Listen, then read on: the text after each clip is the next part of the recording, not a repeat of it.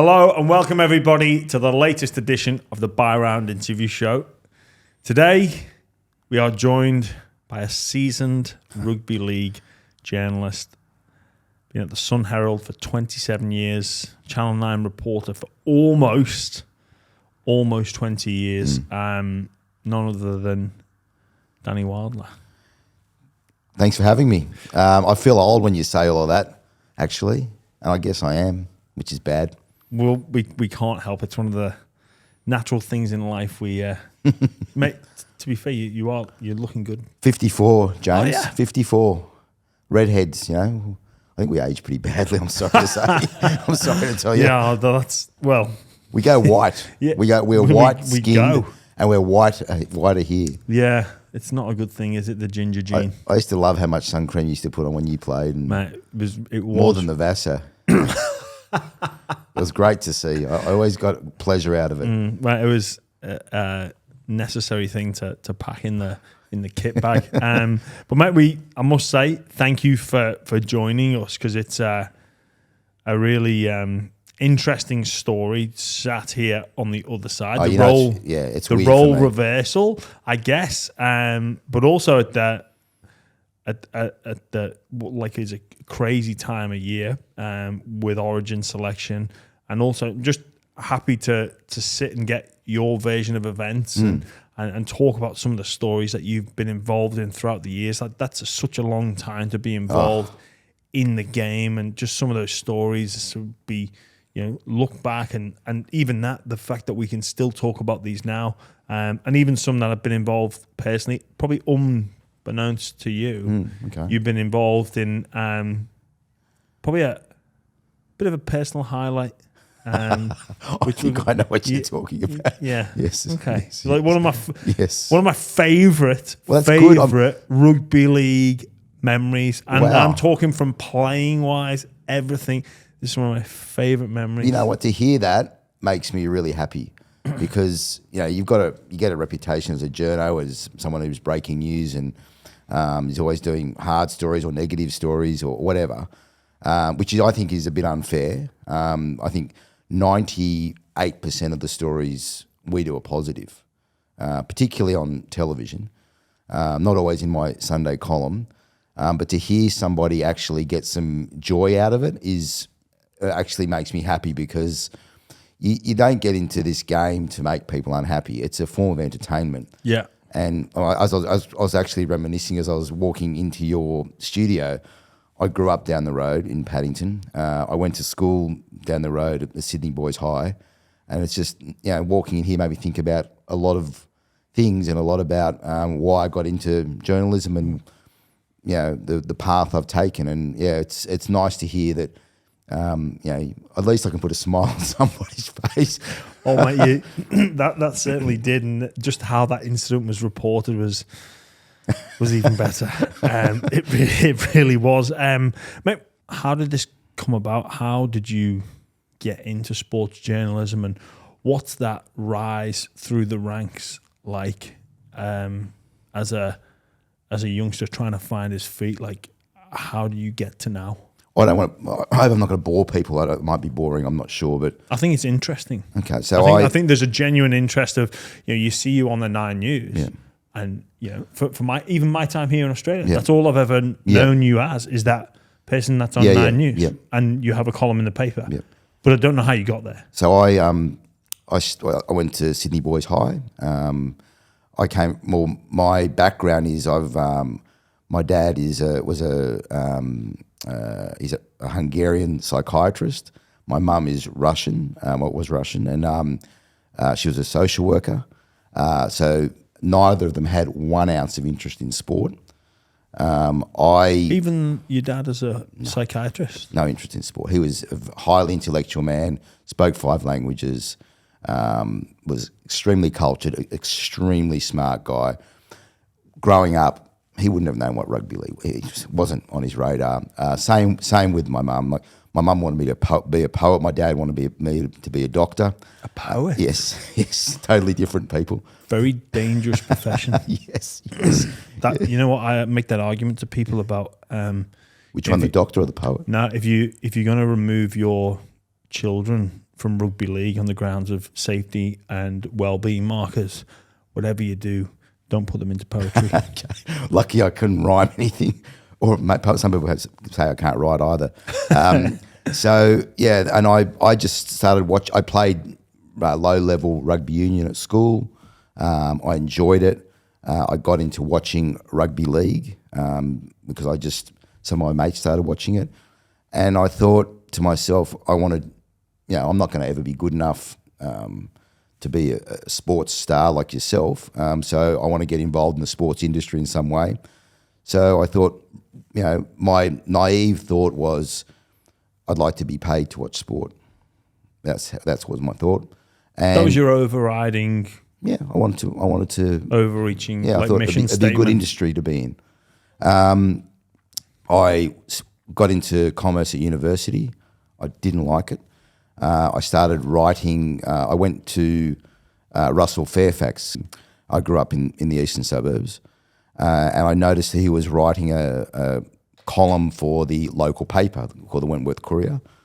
And I just went up to Russell totally out of the blue and said, Russell, I think you must be too busy to be coaching the Roosters and writing a pretty crappy, column for a crappy, whatever, for a local paper. Could I do it? Can you give me a go? And Russell said to me straight away, write me a column, see how it is. And I wrote a very average column. He said, do it. So after, that was, I think I was 17 or 18. I always forget if it was 1987 or 1988. And then from there, I had about half a dozen columns done. I went to Big League magazine, which was in Buckingham Street, Surrey Hills, not far from here. And I approached Peter Peters, Zorba, who was then he was the chief writer or the editor of the magazine. Bill Morty was there as well. And I took him my articles. I said, look, this is what I want to do. He said, write me a couple of stories. And I went out and interviewed a Sharks player, Alan Wilson.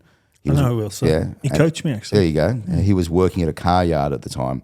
And I drove out there. I think he was my first sort of serious interview. Did a story and I got a start in that magazine. And I worked for that magazine for several years. I worked for other magazines, Inside Sport. I worked in radio. I produced a drive time show for Peter Peters.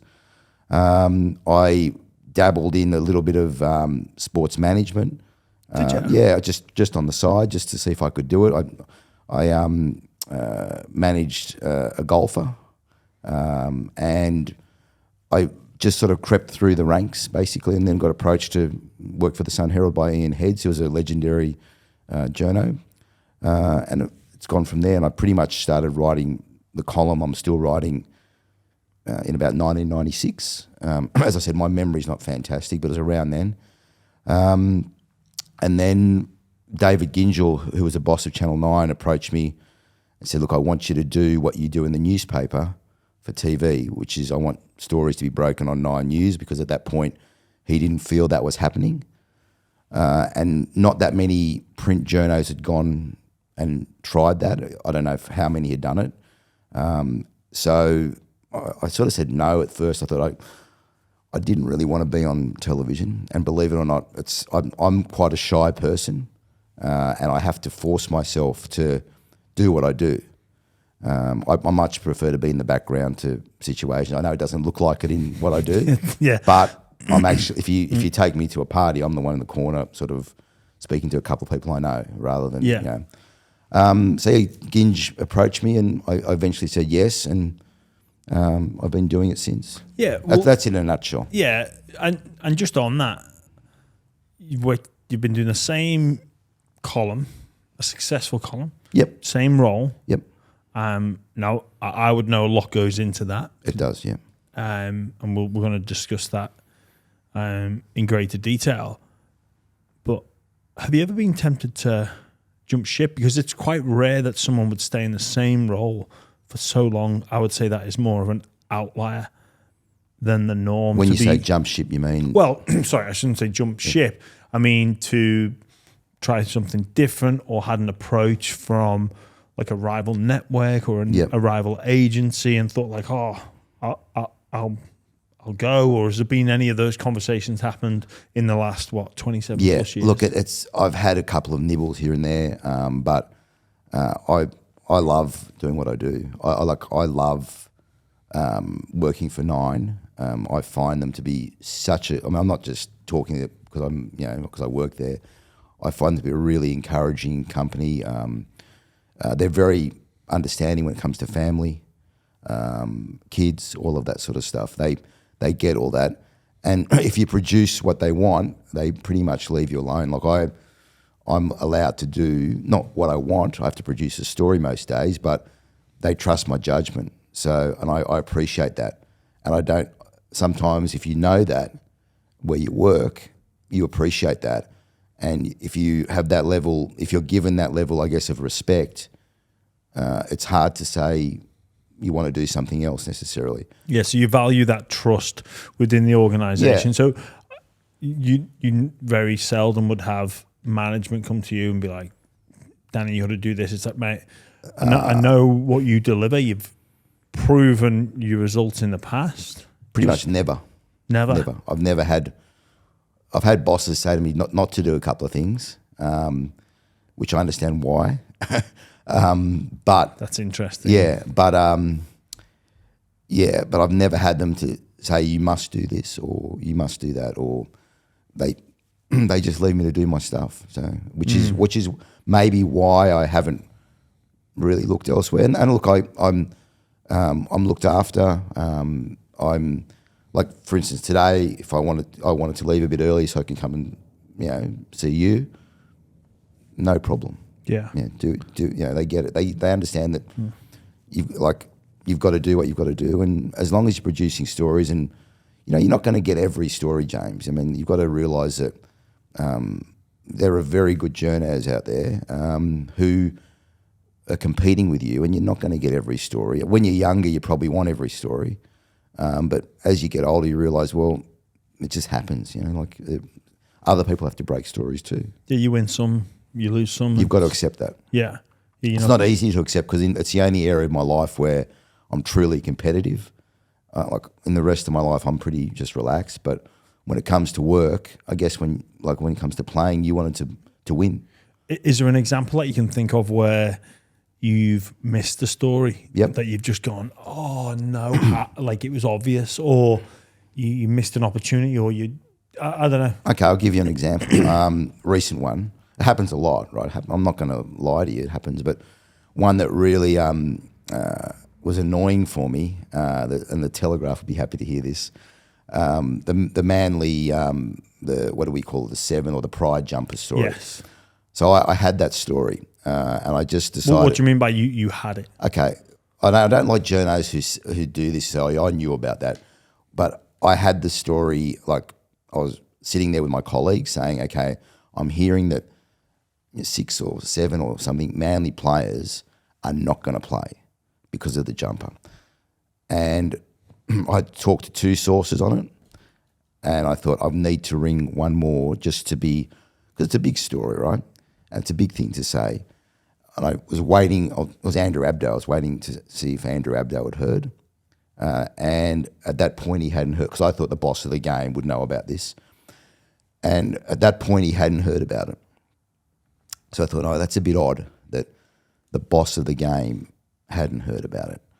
So I just hesitated. Like, it was late in the afternoon, like 5 o'clock in the afternoon, our time to go on air is 6. I thought I've got a bit of time, 6, whatever. And then I saw the telly got the story, and I thought, shit, I wish I'd just gone with it.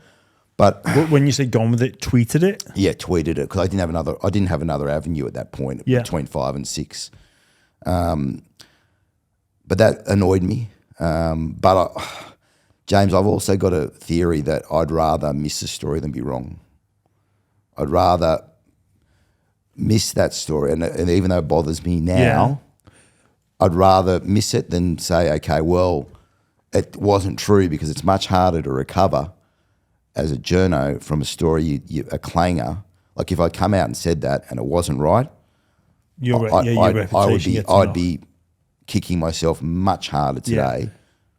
With that, and I want to explore the world of Twitter with you a little bit later, but I hate Twitter. does it? Well, you're not the only one, Yeah. but apart from a couple of things that I actually liked, and there's a video we'll see. Yes.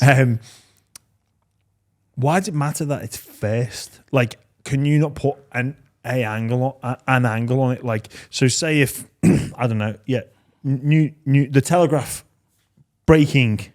Yeah. It's not really exclusive because they've not gone and you could literally tweet it 30 disagree. seconds later. Yeah. But because are you in competition? Would your followers know that? Like, would you get any? No, it's would more it just a journo. It is a journos, Is that? It's like saying Is to that you, ego or? it's your job. It's like James, like if you missed a tackle, and which led to a try, if you didn't get that charge down that stopped the field goal, you'd beat yourself up. You'd be angry with yourself that you didn't win.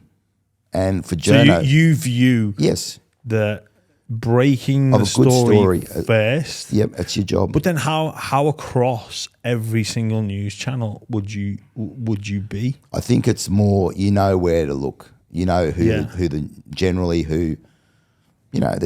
I don't know how many league journos there are or sport journos there are in Sydney, but there's a lot of good ones, a lot of really good ones, and you follow what they do, you see their stuff online, and I think it was Michael Carianis might have got that story ahead of me, and good young journo, and it's annoying. But then could you not put your spin on the news at 6 o'clock or your tweet and you go, hey, I've spoke with this person. You can you can value You can value, yes. Yeah. And like I put the tweet out 2 minutes later, whatever it was, because then I got a call back. And then I did a live cross on it. So we were across it for TV, which is what my main job is, to be across. Because not everyone's on Twitter all the time. No, I don't know if anyone's on Twitter, really. I don't know how many people are on Twitter, like in the real world. Yeah. It's a lot for journos, and I mean, I won't talk about the trolls. But then for TV, it was good. We were across it. Then I think might have been that night, I might have been on 100% footy with Gus and those sort of guys. And it was developing, so it was exciting. That sort of story, I know you knew it was a big story. You knew stuff was going to happen. Because with something like that, actually getting hold of it, I don't know if the value is in getting hold of it first. The value would be speaking to one of the seven. Correct. Speaking to Des Hasler, or getting access to one of the non-seven. For TV, absolutely. Absolutely. And I mean, I was in touch with a number of those players quietly as soon as it all started to happen, because I know some of them quite well, trying to get the next step, which was the interview with them. And eventually, I think it was it happened in the World Cup, where Josh Alloy sort of really talked openly. I got a few quotes from him for my Sunday column at one point, which was, I think, the first time he actually gave any quotes. And I was happy with that, him explaining it and him giving his side of the story. And that's big too, I get it. Yeah. Like that, I think that's got more, that's going to make me turn rather than... Yeah. The human stuff, James, is what you want. I mean, ultimately, for TV, you want the human stuff. You want to see people speaking. You want to have the good interviews. You want to hear what they're saying. You want to see their face. You want to listen to their words. And so that's important. That's very important as well. Does that sadden you a little bit that seems to be the way of modern journalism, where it is clickbait, where it's I need to get something out first, without actually diving into the story. Absolutely. And it's very different from when I started. I sound like an old timer, but it's back in the day when I was probably starting in Sunday papers, and that's when that's when I sort of got elevated to a level where your work's really noticed. So you get a story on a Monday, a great story, and you just be sitting there looking at the Tuesday paper. Oh God, the story didn't go off. Wednesday, Thursday. You'd be just hoping to break it on the Sunday. And crazy. Yeah, it's for a lot of our listeners, that's really hard to to fathom. And It's but even it happened. even more difficult. Like, it's difficult for me to even think back to what that was like. It was actually like the print goes out, like you got to get it in time for the 10 o'clock to get to the printer. And people are literally going to wake up, not to their phone, on the way to work, on the tube, or on the train, or on the bus, or sat at the cafe. And James, when I started, I used to get so excited to get a story in the Herald, because I used to do some freelance stuff for the Herald.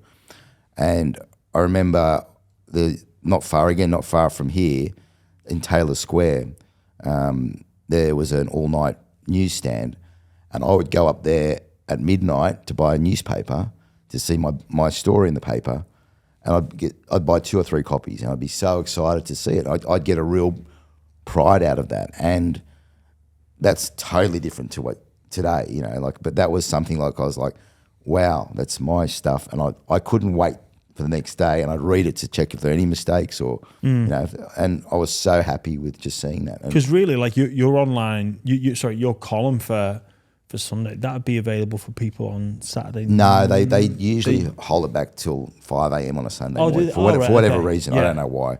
Yeah. I don't. I'm a bit of a dinosaur. I don't understand the way that stories are measured. I know they're measured by clicks, but I don't know how. Like, I'm not someone who sits there and checking how my story's rating. Yeah, I'll do a story if I think it's a good story. That's how I like to do a story. I mean, and I know certain stories that they're encouraged and clickbait. But the headline doesn't necessarily indicate the truth, or it will be suggestive. Yeah. So I think, there's been a few lately, and I'm like, I already know what the story is because I've read it. Yeah. And then I've seen later on a headline about it, and I'm like, that's not a fair representation of what this story is. And sometimes that can shock twist in. And you're like, well, it's not really that much. Sometimes that can be insulting to, like, if you're an intelligent person like yourself, I think that's insulting. And I don't think you should really insult your viewers or your readers if you can avoid that. You know, like I guess it's just become part of the business, though, isn't it? And there's neuroscience behind it. Like, I don't understand that, but you could probably tell me about that. You know, well, not in any.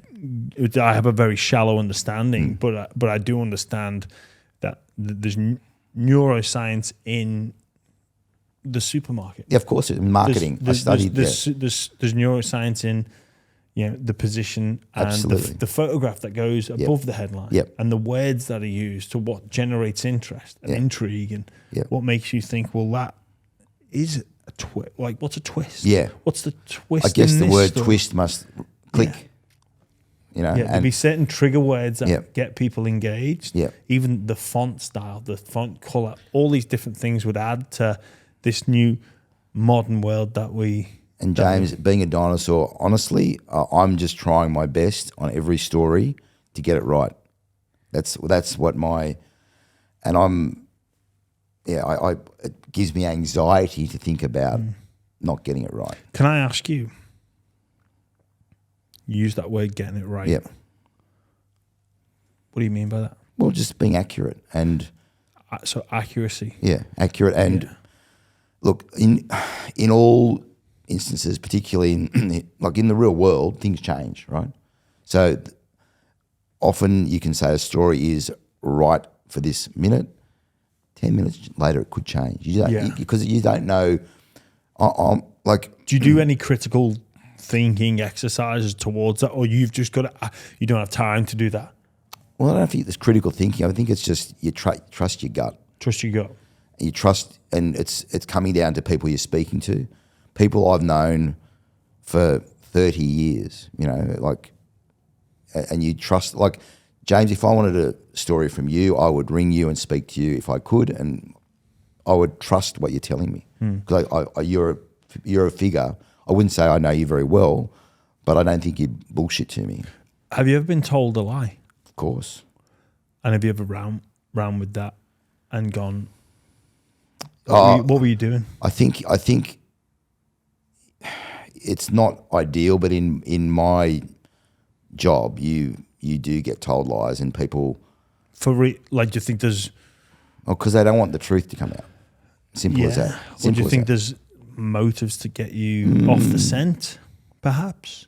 No, I just think they don't want the truth to come out. I don't know if it's a motive or it's sometimes out of fear or concern, because it could be damaging to the person. Or Have you ever been told like some completely made like manipulative behaviour? Yes. Yep. Where someone has completely made something up about somebody else? Yep, you've got to check it. You've got to, like, you just can't go to What goes into a check? speaking to the person, speaking to other people around them. If it's a serious incident, speaking to witnesses or people who are there.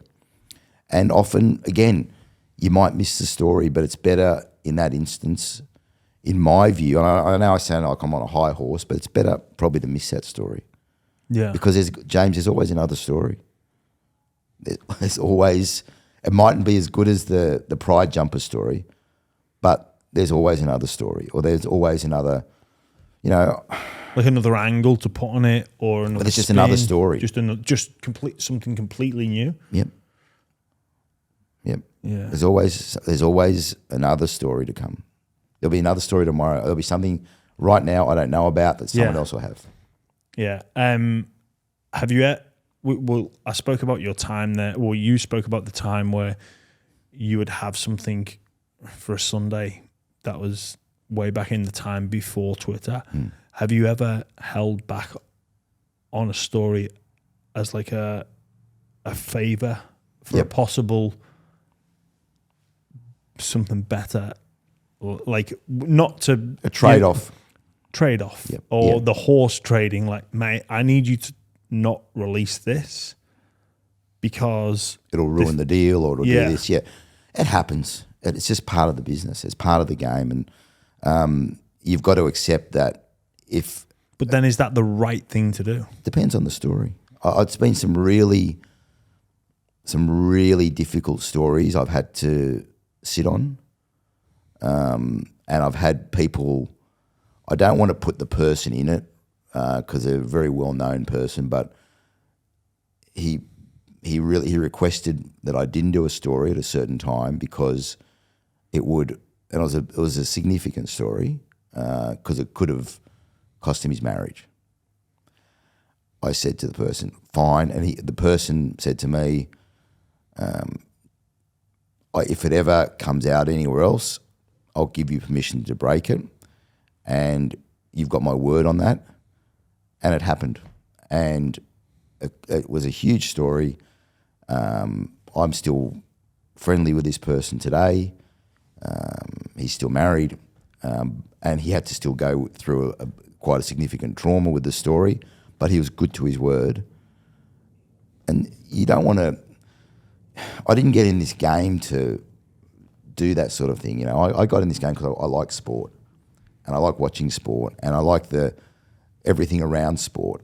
But as a journalist, sometimes you do have to do difficult stories, and I've had to do a lot of them, James, in my time, a lot of difficult stories, and you've got to weigh up the story. A long game is what I call it. You've got to play the long game. Is it your job as a journalist to present the story and not provide an opinion and let the viewers or the listeners or the readers take that? Or do you, is it your job to leave clues or suggestions within the story? Okay, so I've got a column which I write, which I can be as opinionated as I want or as straight up and down factual as I want. Yeah.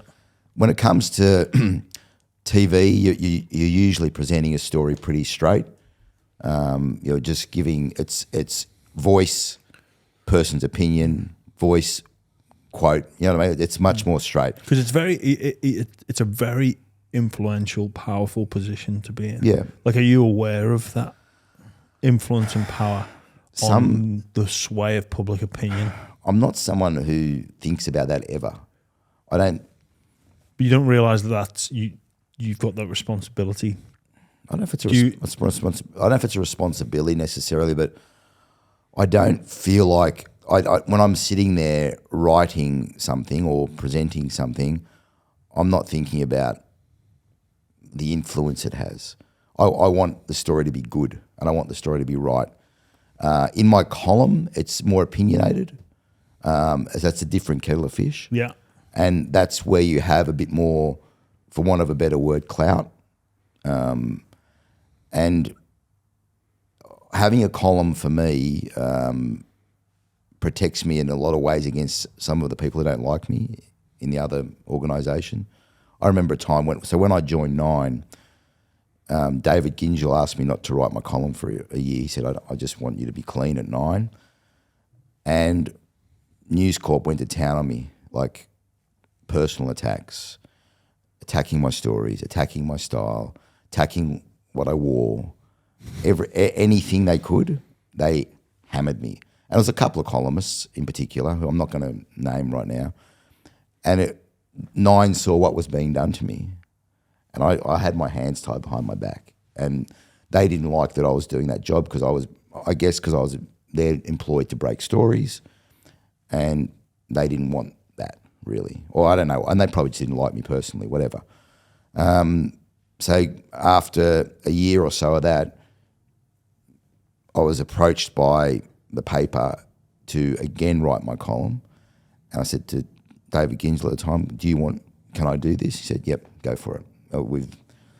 He saw what was happening. And at least then I had an ability to defend or fire my own shots because it was pretty personal back then. It was brutal, the war between, News and Fairfax, News and Nine, and it still is to some degree to this day, which is, I don't know if that goes on, you know about it, whether it goes on overseas necessarily. I don't know if it happens in England or wherever. I don't know if it gets personal, but I've had some really personal, incorrect things written about me and I don't like it. Yeah. I think there's not that much rugby league media, and even just trying to think about football, the football media, it doesn't seem to be as divided as what it is here, and obvious, or so it's not as obviously divided that it is here. It's like you just belong to one side, you belong to the other. Yeah. Can I ask, why is it such an unhealthy rivalry? Because I compare it to the podcast. The podcast is a sort of new medium, and Bloke in a Bar, Hello Sport, they had us in to launch our very own project, like a direct competition. Yep.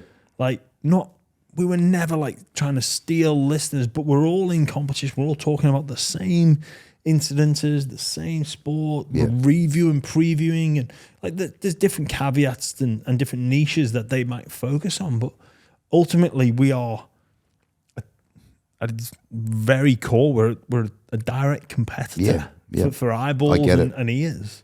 Well, I think a lot of it stems back to, I know it's a long time ago, Super League War. That was I worked for Fairfax back then. Some of my rivals, who there's still a few left, worked for News Corp, and it was brutal. It was, there were two sides. And I think that there's some of that, there's some left over from that, not as much. And some people are still, some other figures in the game are still attacked because of that. I think from 1996, 97. Okay. You look at, they're still holding on to that. You look at some of the stuff that gets written about Gus Gould. It's personal, and it goes back a long way. It goes back decades. I was getting it for a long time, less so now. But it was for years, James. It was brutal. It was brutal, and look to now. Why is it still there to some degree? Old rivalries, and plus just current desire for stories. And you get a story attacked where your source gets attacked by News Corp. Well, I'm not going to sit back and cop it. Yeah. I'm not going to just allow my source to get attacked or a story to be rubbished or whatever. You go me, you know, what's saying about the cat and the tail, and you know, you grab the tail, you get the cat, sort of thing. Yeah. I know what you're getting. Yeah, you know what I mean. You're going. Do you ever see these people in public, like face to face? What's it like when awkward? I didn't like for someone like one of my rivals was Buzz Rothfield. Yeah, and you had him. I heard him on this podcast, and we were at it for years, and it settled down for a while. We're not great at the moment, but we didn't talk for years. I'm talking like maybe decades. I don't know. And it was, and I respect him as an excellent news chaser, but I don't always agree with what he's doing or things he says or things he says about me or whatever. So I'm not gonna just sit back and cop it. I'm close to Gus. I don't like seeing Gus get smashed up every day, or criticised heavily. So, I might stick up for Gus in a story or in a column, more so than like television. Do you think that the reader or the viewer can see through them? 100%. And they just get a bit like, like perhaps that could be through, in my opinion, quite childish jabs at each other. That could turn people away from the traditional media outlets and go, well, like something like this where we go, well, we're not going to be, tell you what, that Den and Kemp, he doesn't, like. Yeah, but when you played, right, were there certain players you didn't like? Very few. Yeah, well, there's only very few journalists. But there's only two camps, isn't there? Yeah, but you had a lot of camps. Yeah, I suppose. And there's some blokes you'd go, oh, well, I'd like to belt the crap out of him. Yeah. I'd like the taste of his ear. Yeah, but I mean, I don't know. Football's different though. It's competitive. It is competitive. There's only one winner in every game. There's only one winner at the end of the year. It's competitive. So you're saying you weren't you were a fierce competitor, James. Okay. Well, you went hard. But let's look at it from this point of view. Yeah, we go hard at each other, and we competitive, and we're fighting for this number one spot. But at no point was it ever like this could be the demise of us or our audience, our fans. Like, I don't think. But what I'm saying is like, or are those media companies just way too big where they're like, we've got control? Because I think if you're not willing to adapt, you're not willing to change with the times, and enough viewers are going, well, I'm sick of them. Yeah. I don't want to listen. I don't want to see adults jibing over each other and almost, front loading a story that is an attack on another journalist. So, I'm just going to go to alternative sources. But there are people who love that as well. It's weird, I know, but sometimes you get a lot of reaction to those sorts of stories. Do you think there's, if you surveyed like the fans of the game, they would have like a team or a network that they would almost support? Or do you think the fans are just... I don't know. Yeah, I think they just want their information the best they can get it. And you can't be everyone's friend in this game. You can't, as a footballer, you're not everyone's friend. No. As a journo, I'd like to be everyone's friend, but you can't be. You're not going to please all the people all the time. And if I'm doing that, if I haven't got a few conflicts going here and there, or a few people who are upset with what I've said, I'm probably not doing my job. And it's not my personality or my nature to want to upset people. It's definitely not. But it's part and parcel of the territory. They're not going to like every story you do. James, for years I copped so much crap because I was close to Anthony Mundine, who was a huge figure probably before you were really... I used to idolise him in England, but I don't know about a lot of the things in terms of his exit. He spoke only to me, right, for years. And that caused a lot of issues for me because I had a good relationship with him and people used to give me crap over it. And then it continued when Sonny Bill, again, he didn't speak only to me, but I had a very good relationship with Sonny.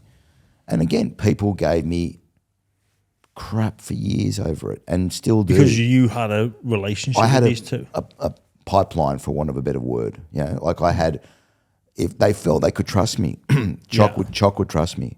And he was a thorn in News Corp's side. He would give us back page story after back page story, whether it be sex bans or, you know, I'll tell you a story. There was a famous story about, do you remember Gabrielle Richards, the Pleasure Machine, and Solomon Hamono?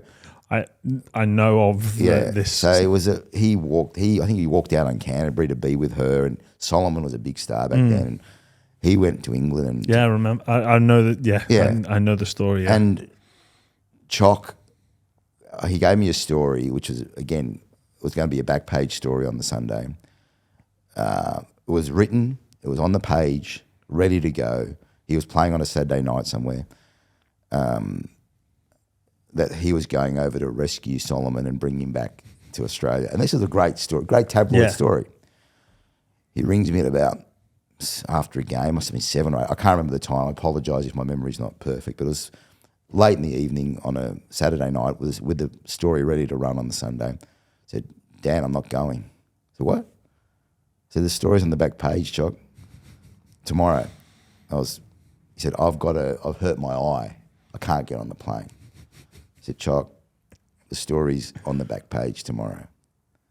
That says you are on your way to bring back Solomon and the Pleasure Machine, as she was known, and you're going to rescue Solomon and bring him back. I said, I'm going to look pretty silly. He goes, all right, I'm getting on the plane. So he got on the plane. This was without permission of St. George or whoever, St. George it would have been, yeah. Got on the plane, brought him back. And I remember having a coffee with Solomon on one side, Gabrielle Richards on the other, Chock there, back in an exclusive story. And it was just fun. It was fun, you know, but that annoyed. Again, I don't know about clicks, but he probably sold papers. Yeah. So he was the enemy and I was the enemy in a lot of ways. And just things like that, like who you contact. Is that not just jealousy and envy? I'm sure it'd be the same on the other opposite side. way, Like the other organisation has, you know, links and contacts. They might have had Laurie Daly, right? So Chock used to first time I ever spoke to him, I think it was the first time he gave me a story.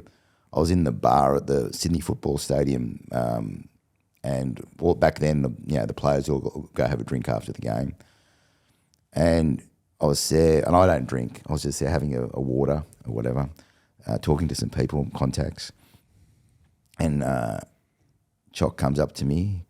He goes, "I got a story for you." I said, "What?" I said, "G'day, Anthony. I'm Danny. You know, I don't really know you." Oh, sorry. Didn't really know him that well. No, he just came up to me and he said, "Laurie Daly, he's running on old legs." I said, "Oh, you want to say that?" I said, "Yeah, yeah." He said, "Laurie Daly's running on old legs," and that caused. So I'm better than him. That was the almost. Because they had a big battle between him and Fittler, yeah. And that was for a player to come out and say that in a very conservative time. Well, even now, any time in team sport, it'd be like Nico coming out and saying, or Jerome Luai coming out and saying that Cameron Munster's lost it, and big story. And that was the start of my relationship in a journalist athlete, with Anthony. I had a lot of stories come from Chock. Yeah. So. In terms of sources, right? And you're not going to get any from me. No, I know I'm not. But there's been rumours that, how can I put this? Slush funds have been used. Yeah, not true. It's not true. So there's never been. Here's some money to pay people at clubs for information. Not for information, but to be the inside, the club insider. If it's okay, from my perspective, if I've never seen that, and I've been around for a long time, I'd be fascinated to know if that in itself would be an amazing story. If that was true, if there were people being paid. Look, Like I've had my suspicions at football clubs before. For example, right, Paul Gallen towards the end of his career, he would be paid for stories for 9 News. Like you get paid for going on a TV show. Yeah. We'd do that. Yeah. I have never heard of people being paid money ever for information like that. But then why? I'll tell you the story about why I've concluded this. So when I was at the Bulldogs, we have the usual media day, or media opportunity in the morning. Everyone's talking. That finishes. Pack up. All the media go. It was before the days of like shooting training, so they're just like the usual conference. You know, it's like Belmore. Stand out. You get 3 or 4 players. Take what you want. I was banned from Belmore a few times, so I don't know exactly what it's like. Did you actually get banned? Yeah. How do you mean banned? Oh, they just said you're not welcome. You're not. But you could still legitimately. This go. is back. No, they didn't want me. I've been banned from a few clubs here and there. So really, and that's over allowed. Stories. That's allowed to be banned. You're allowed to be banned. I think so. Yeah. Like you personally, or the organisation? Me personally. Like I remember having to send another reporter down to I think it was a Roosters training session back then because they wouldn't allow me there. Oh wow. Yeah. I didn't know a club could do that. Yeah. So I'm back to your story. I'm more interested. Yeah. So the media pack up and go. We go in for a preview session for a game before we go to do a training session. And at the end of the preview session, Josh Reynolds is invited up to speak to the group. Josh addresses the group, very emotional. He is not going to be re-signing and he's moving to the West Tigers. Right. So the only people in that room were players and a couple of staff. So within that time, so we finish the meeting, we go downstairs, there's probably put your boots on, quick bathroom stop, throw your GPSs, your heart rate monitors on, maybe a couple of lads to finish, get strapped, but the majority they're strapped and do. So we're talking like 10 minutes max. We go out, we train, there's probably an hour training session. By the time we've come back from the field and we're starting to shower, there was 2 cameras outside. And we were like, what's going on here? And they were after Reynolds. And then Reynolds is like, was I one of them? I can't recall. No, I can't recall. I can't recall who the journalists were. I hope I but was. there was 2 news cameras there, and we were like, "What's going on here?" So, my conclusion and the conclusion of a few of the players were that, well, within that time, someone's, and I actually spoke with Josh about this, and the story wasn't leaked from anybody. You know, there wasn't an announcement made. So he never announced to the press that he was leaving. No, it was announced to the team. It was announced to the team, but an announcement would follow. And bear in mind, like he's not spoke to, friends and family at this point to let them know. He wanted to let his teammates know first, and I feel that is important. But anyway, it's my educated guess that within that time of putting boots on, getting strapped, getting kitted out to go and train, that someone has sent a message. Or if not, 2 people have sent a message. But you reckon they've been paid? But I can't understand why anyone would do that if there wasn't a financial incentive. So do you know what I'm saying? Like if that's me and you've got a relationship, say, for example, if that's me and you in that situation.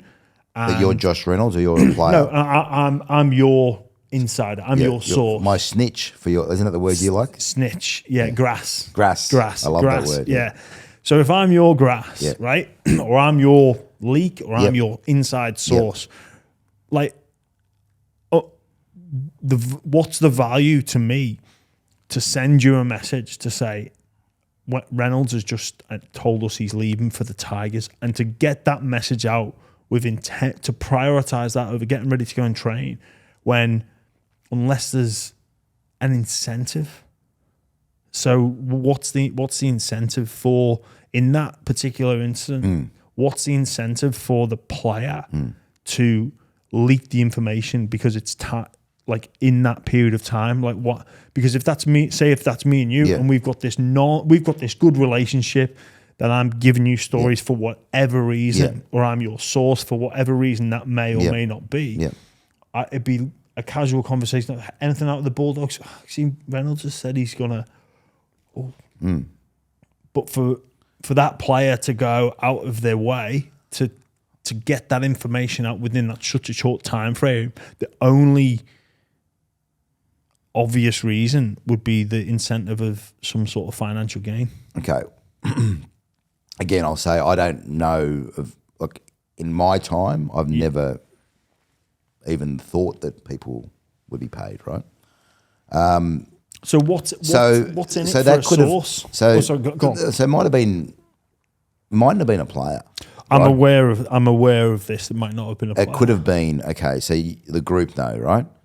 That means the strappers know this, that, the other know. The officials at the club would know. The manager would know.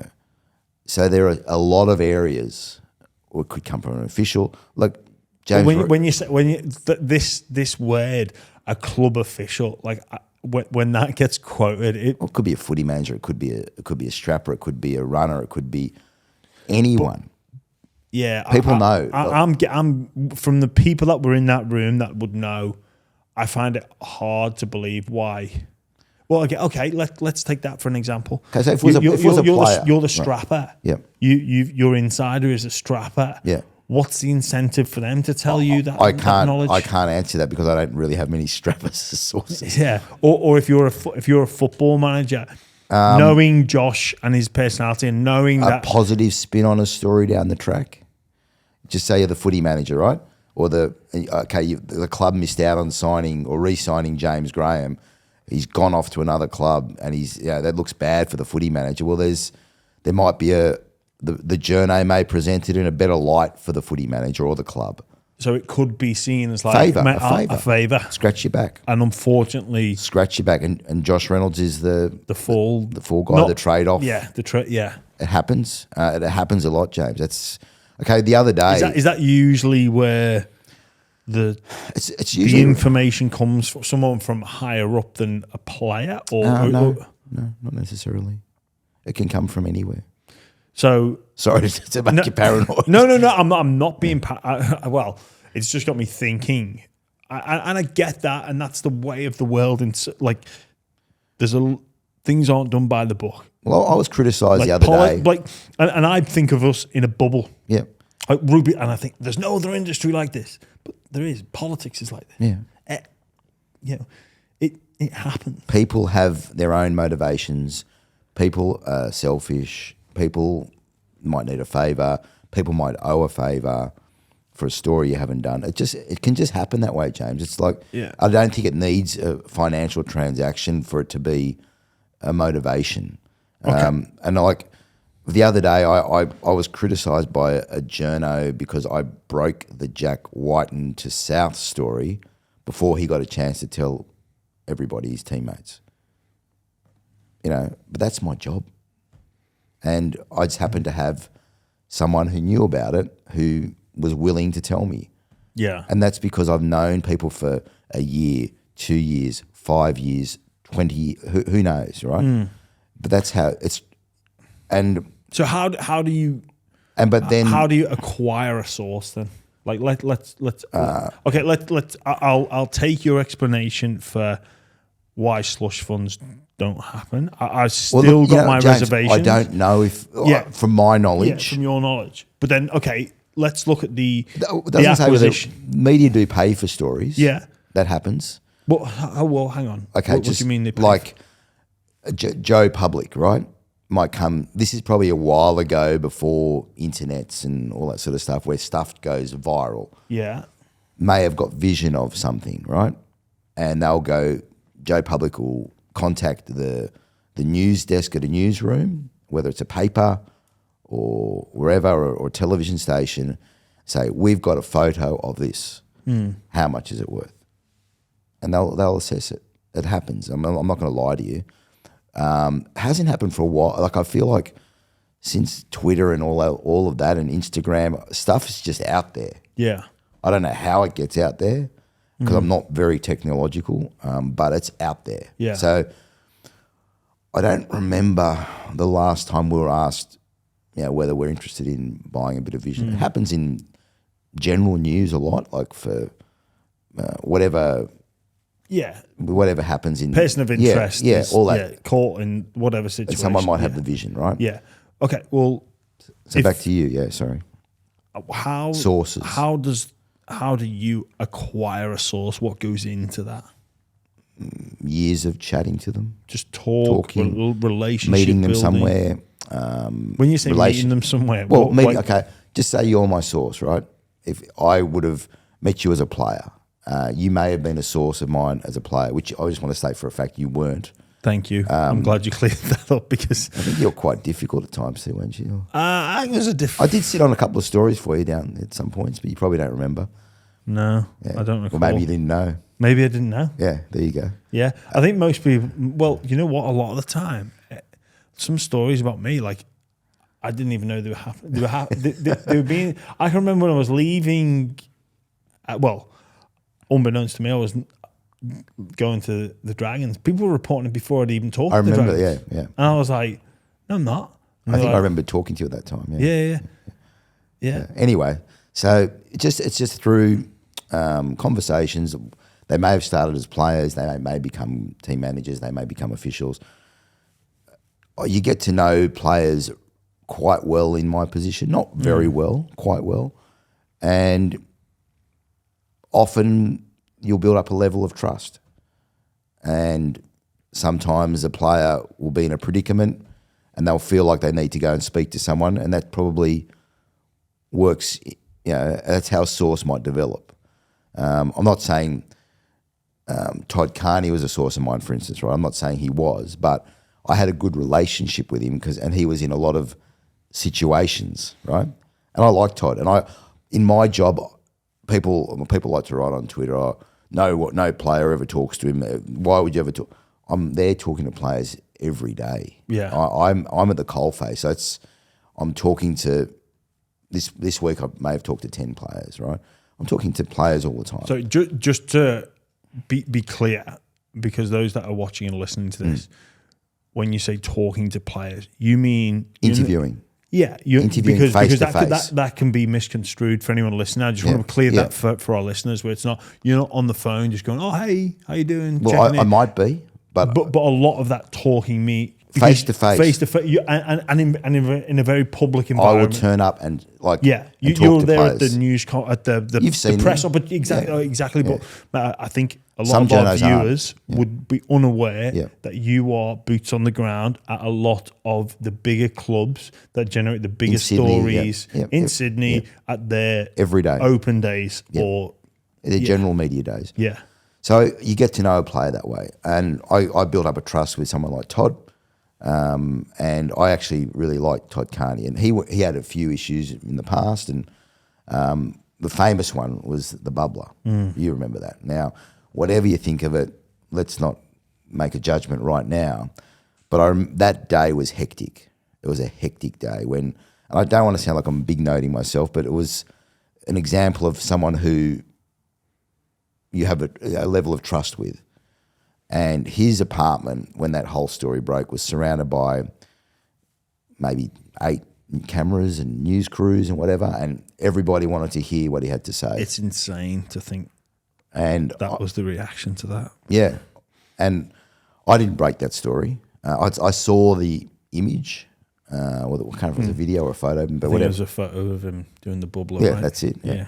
And I got a phone call. Like, I'd been speaking to Todd, I think he got sacked. I'd been speaking to his agent, and Todd rang me and said, look, I want to speak. I said, oh, great, I do. I'd love to hear what you got to say. And I said, well, how are you going to do that? There's news crews everywhere. He said, don't worry, meet me, go to this park, meet me in this park in an hour, I'll be there. Thinking there's no chance he's going to be. So anyway, I sat there with my camo, long roll of his car. Todd Carney gets out. I said, how did you get out from, he was in the boot of the car, just drove out with all the weight of, I think it was maybe Daniel Groth's car. Maybe is that Eric's? I don't know, Eric's brother, I think, or one of his mates drove him out in the boot. Came to me, did an interview. We did the story. For us, it was a great story. Not such a great story for Todd, obviously, but that's years of trust, right? That's years of, talking to someone, offering them an ear when no one else will offer them an ear. And would he have any editorial control on that story? He just did the story. He just said, I'm going to leave this up to you. And then he's got to trust you to... Did the story, yeah. How much... there's no slush fund. How much editorial control of that story would you have? Because you've got to not just trust him, but your other sources have got to trust you. So if he says something that can be taken out of context, say, "Oh, mate, can you just take that out?" Or he didn't even question it. No, he wouldn't, and he wouldn't with you. But you've got to go and take that film back to your editor. Oh, okay, so sometimes editors, right? Yeah. So are you in that editing suite, and even with some of the headlines, like the headlines can be incredibly negative, but the story's not. Yeah. But you don't write the headlines, right? No. So the process for TV is I will go and interview. I'll interview James Graham. I will go back to the office. This is how I work. I know some journos get their stories written for them in TV, which I don't really. I'm not going to. That can be them. That's not me. I will go back and listen to the interview. I will pick out the grabs that I want to run in the interview. I will write a story around it. I will take it to an editor. I will, usually a producer, in my case, because I'm hopeless with technology, will source vision for me to go with the story, and we'll produce the story that way. So I have a lot of control. Because that's important to you, right? I'm, as I said before, I'm competitive in my field. I'm also, it's important to me because this person, if for instance in Todd's case, he's trusting me. It's a big moment in his life. James, again, I don't want to sound like a highfalutin wanker, but in our business, we're often dealing with people, sometimes in mediocre times, but often in a really good time or in a really shit time. Yeah. It's one extreme or the other. It can be. That's the challenge of the job in a lot of ways, is to be able to negotiate that time. And plus, I'm dealing with people who I have to deal with again. There are some journos who can rock into a Todd Carney story, have their say, never meet Todd Carney, for instance, and not have to worry about the consequences. Well, I have to worry about the consequences, and they aren't always pretty. Yeah, I remember, I can't recall the athlete, and they'd gone through a difficult time, and a reporter had said or wrote some like horrific things about them, and then this particular athlete had gone, retired, come full circle, and then went back to work in the media, and met this reporter, and he was, "Oh, hey, how you going?" And the athlete was like, "Mate, you." And this guy, the report had no idea. Yeah, like it was just like totally forgotten about. Which I want to speak to you about in a bit, but what I'm just a little bit disappointed with the Todd Carney story is I wanted you to say that all these media were like gathered outside and you just roll in and everyone goes, "Oh, no." You just walk up to the door, give them a wave and go, "I've got this one." Unlucky. No, that would have been a better story than the Todd Carney story. Like, "Oh, here he is, Weidler." Weidler, and then everyone turns away. And then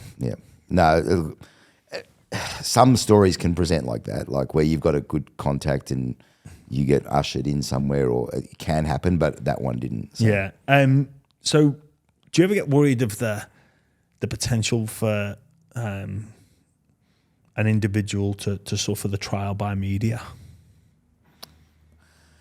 Like when you've got something there, and I can think of a few examples, and I'm sure you can think of them as well, where, even things like judiciary, like the trial by media within the rugby league judiciary, but then in terms of things that are a matter before the court of law, like you've got to be careful.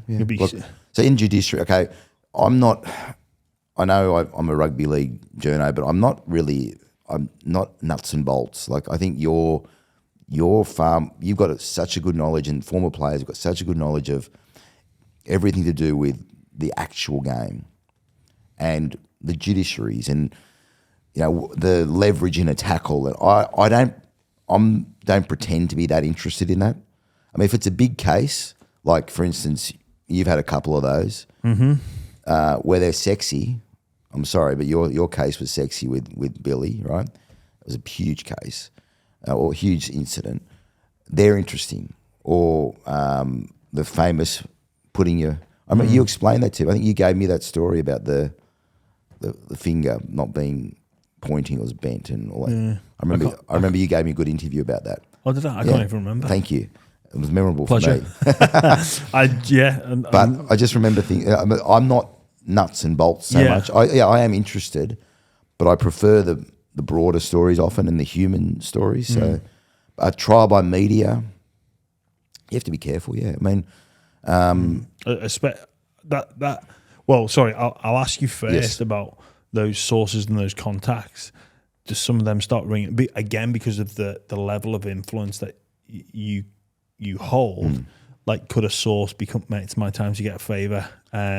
Tino Fa'asu Mala'awe has raised his elbow. I need you to report that it's not that bad, and that never. Yeah, that doesn't not to me, because I'm not that journo. I'm not the. I don't want to be a judiciary hearing. I don't. But say if you're going on 100% footy of a Monday evening, okay, yeah, and an incident is going to be spoken about, that is coaches can ring you and say, mate, that wasn't that. This is why it wasn't that bad, and you can offer like their side of things. You can say, well, this is what I've been told. This is how it's been explained to me, but you don't have to do their bidding for them. You can still say this is how they're thinking of it, rather than this is how. Mate, people don't care what I think about an incident. No, they don't, James. They don't care. They care about what you say because you've played the game. I know that. Yeah, but I'm going against a lot of what journos are supposed to think. I disagree. They don't care what I think about. I understand how you might default to that position, but then but people look sometimes. It's just the players trying to look after each other. He's too friendly with them. Where you, but a voice like yours, James, who I believe you can separate yourself from looking after a mate, carries more weight on matters like judiciary things than mine ever would, because I know I haven't made those tackles. Yeah, I know, but I get all that. And I actually respect. Sometimes I respect that line. I don't always respect it when I can't have an opinion on a situation in the game, like a sacking of a coach, or they're more stories where I think a journo can have a greater say rather than something technical like that. things. You could be a spin of we've spoke to fans and they think this, and this is a bad look for the game, or this is a good. Well, I can say from my own point of view it's a bad look rather than fans say it. Yeah, but then you saying that it's a bad look, your opinion carries weight. I think you'd be. I think maybe I'm underestimating. Exactly. I was going to say I think you're underestimating. But I don't consider myself to have that much of an impact. I think if you say it, or Joey John says it, or Brad Fittler says it, or Gus Gould says it, that they have. When Joey John goes off about Origin, when he says, "I don't want to cop this shit from Queensland for another year," that's news. If I said it, they'd be going, "Oh, well, who cares?" I get on that, but I think on other things, I think you're underestimating it. Maybe. Let's go to the more extreme version of this, where matters before the courts, and how that is portrayed and reported on, and the person of interest is at court, and then the cameras are outside and they're filming and they're shoving the mic in the face, or like I often think, like, what good can come of that? Like, I think we take for granted our court of law that matters should be dealt with there, and not the trial by media can be a very, very dangerous, slippery slope to go down. It's probably more. It's funny you asked before about the differences in England when about the rivals companies. I don't see that, but I think the tabloids there are harsher on the subject. Personal lives as well. Yeah, where Australia hasn't gone down that slow. That to a degree it has, but yeah, nothing like it is back home. But in terms of that trial by media, is that a moral quandary that you have to ponder, or it's just will he or she has been charged, or he or she is alleged to have done? I've got to present this. And James, I have to say, right, I've rarely been outside a courtroom to do those sort of stories. I don't like the idea of that. I don't feel like that's necessarily my job. My job may involve breaking stories where a court case can follow, unfortunately. But I'm not the journo at the court. I don't even. I can't remember. Like as I said, I haven't got a great memory, but I don't know how many times I've been actually in the courtroom, if ever, to do a story. Like I've done stories like which have been really difficult, which have seen people in court, but actually being the journo outside the courtroom, no. I don't know how many times, if I've done that at all. So I mightn't be that qualified to answer that question. Yeah. But breaking stories which put people where in court or in a situation, they're difficult, really difficult. And they're, what's difficult about them? Okay, I'll give you an example, right? We've all seen the Jared Hayne story. I received a Facebook message from someone at that point who I didn't know, claiming to be the brother-in-law of someone who Jared Hayne had sexually assaulted. I spoke to the person, it was this person, and they said to me, what do we do? Because who said? The brother-in-law of the person. And what do we do? Because this has happened. What do we do? Like the victim doesn't want to come forward because of the impact it's going to have on their lives, and they weren't mentally strong enough to do it. So I said, well, look, this is a serious matter. I can't just do a story on this. I suggest, my obvious thing was, I suggest you go to the police. Well, they said, well, the person's not strong enough to go to the police at the moment. So I said, well, my only other suggestion to you, and it's, I don't know if it'll help you or not, is to speak to the NRL Integrity Unit. Karen Murphy was someone who I knew there. Didn't know her very well, but I had good rapport with her whenever I met her. I said, speak to Karen. But I said, look, and if it ever looks like becoming a story, obviously that's when I'm interested, and whether it's going to happen, whether police are going to be involved, that's when I'm interested as a journalist. But right now, you've got a serious matter on your hands, and you have to deal with it, but then come back to me. And I think I'm quite, because of past experiences with situations, I felt like that was the best way to handle it. And we all know what's happened since. Is it strange that people would come to a reporter before they would go to I think I was a last resort in a lot of ways. I feel like they didn't know what to do. Yeah. If the young lady... Like, it's hard to know how a person would react in those circumstances. So it's not like I'm looking at it from a different angle, but trying to put myself in those shoes. It is difficult to know, but it does seem a strange... Like, it doesn't happen every day. No, yeah. It happened that day, and it happened again. I received a different form of a tip-off regarding some of the stuff that Jack de Belin ended up going through, all within a short space of time. That was a different area, but these were people who came to me. I didn't seek out that person. I didn't seek out a person in the Jack de Belin situation. They came to me, and I ended up being able to. I know it's not a proud story to break, but I ended up breaking the Jared Hayne story when it was happening.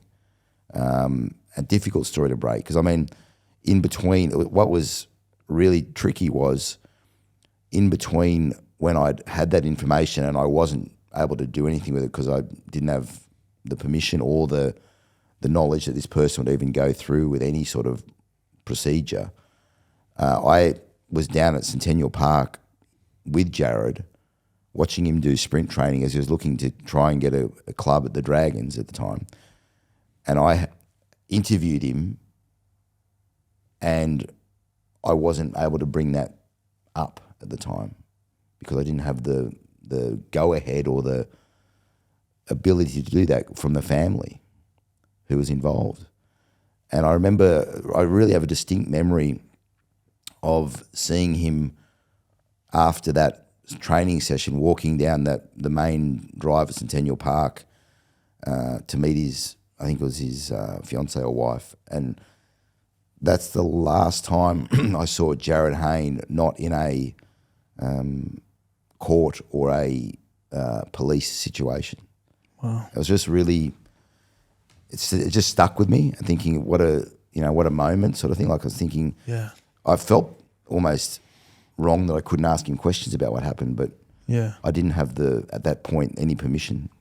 Yeah. Well, my next question was going to be what's been the hardest story to break emotionally? That was tough, like emotionally. Like I guess that's like, yeah. Has there been a story where you've just been like, oh, yeah, that sort of story's like it probably answers that question a little bit. Like that was. There's been a lot of difficult stories, yeah, a lot of difficult stories. When some of the more complex stories that have happened, and we've got that many to go through here. What's been the most difficult to piece together? Where okay, you've got your headline, yeah, gotcha, or you've got your bulk. But then, like, I'm thinking maybe a salary cap scandal or a darkest day in sport, or like what's been the hardest where you've got it and then you've gone. Well, it's not. It's not necessarily whether the story I had, but I just remember, like, you pride yourself, and a lot of journos pride themselves on trying to be on top of most things. But the darkest day in sport thing, like, where do you start with that? Like that just happened, and how much of that did that come out of the blue? From my memory, yeah, I didn't know about it. I certainly didn't know about. Were you at the press conference? No. I can remember watching that on Fox Sports News and just being like, "Oh shit, yeah, we're all like this." I was like, "What? Hang on, I think it broke." Early 12? Can't remember. And I was like, what have I done wrong? I almost felt guilty. Like, just being the darkest day, like, this is going to be, like, catastrophic for the NRL, for AFL, for you name it. It's like, to get the headline of the darkest day in Australian sport, I think was a slight overreach. Absolutely, putting it mildly. Yeah, is that the most difficult one? Well, to that was put together? difficult to where you're going, holy shit, like that's okay. That's out there. What's next? Like, where do I go? I didn't know exactly where to go next. So our immediate thought was, got to get to Cronulla. Did they give Cronulla as a potential? I can't because I'm remember. trying to think back to it. I don't know if they were as precise. Yeah, maybe not. I thought, from what I can recall, it almost felt like a fishing exercise. Do you know what I mean? Where they've gone, I'm going to throw this darkest day. And if you were playing then, weren't you? I was definitely here. I don't know. It either broke in was around January, February of 12 or January, February of like It might have 13. been later. I was definitely here because I Yeah. can remember watching it and I thought they'd put all the bait out there and it was like, come clean now. So you talk about how to deal with it, right? So because I don't think they were that specific it was just like, we've got this evidence and they weren't specific. From recollection, they weren't specific on the clubs or the governing bodies that they're going to be charging, but it seemed like, oh shit. And then retrospectively looking back now, it looked like it was I'll throw this out there and see what we can I've bring. got so many memories of it, right? I remember like I'd never heard of Stephen Dank. I'd never heard of Darren Hibbert, the Gazelle. I remember by the end of it, I knew Stephen Dank's cats' names. He used to. He would ring me on my phone After this is during the whole thing. That regularly, that my kids would see his name come up on the phone. The young kids, and this will sound bad, but they would say, "Oh no, not the Dankster," because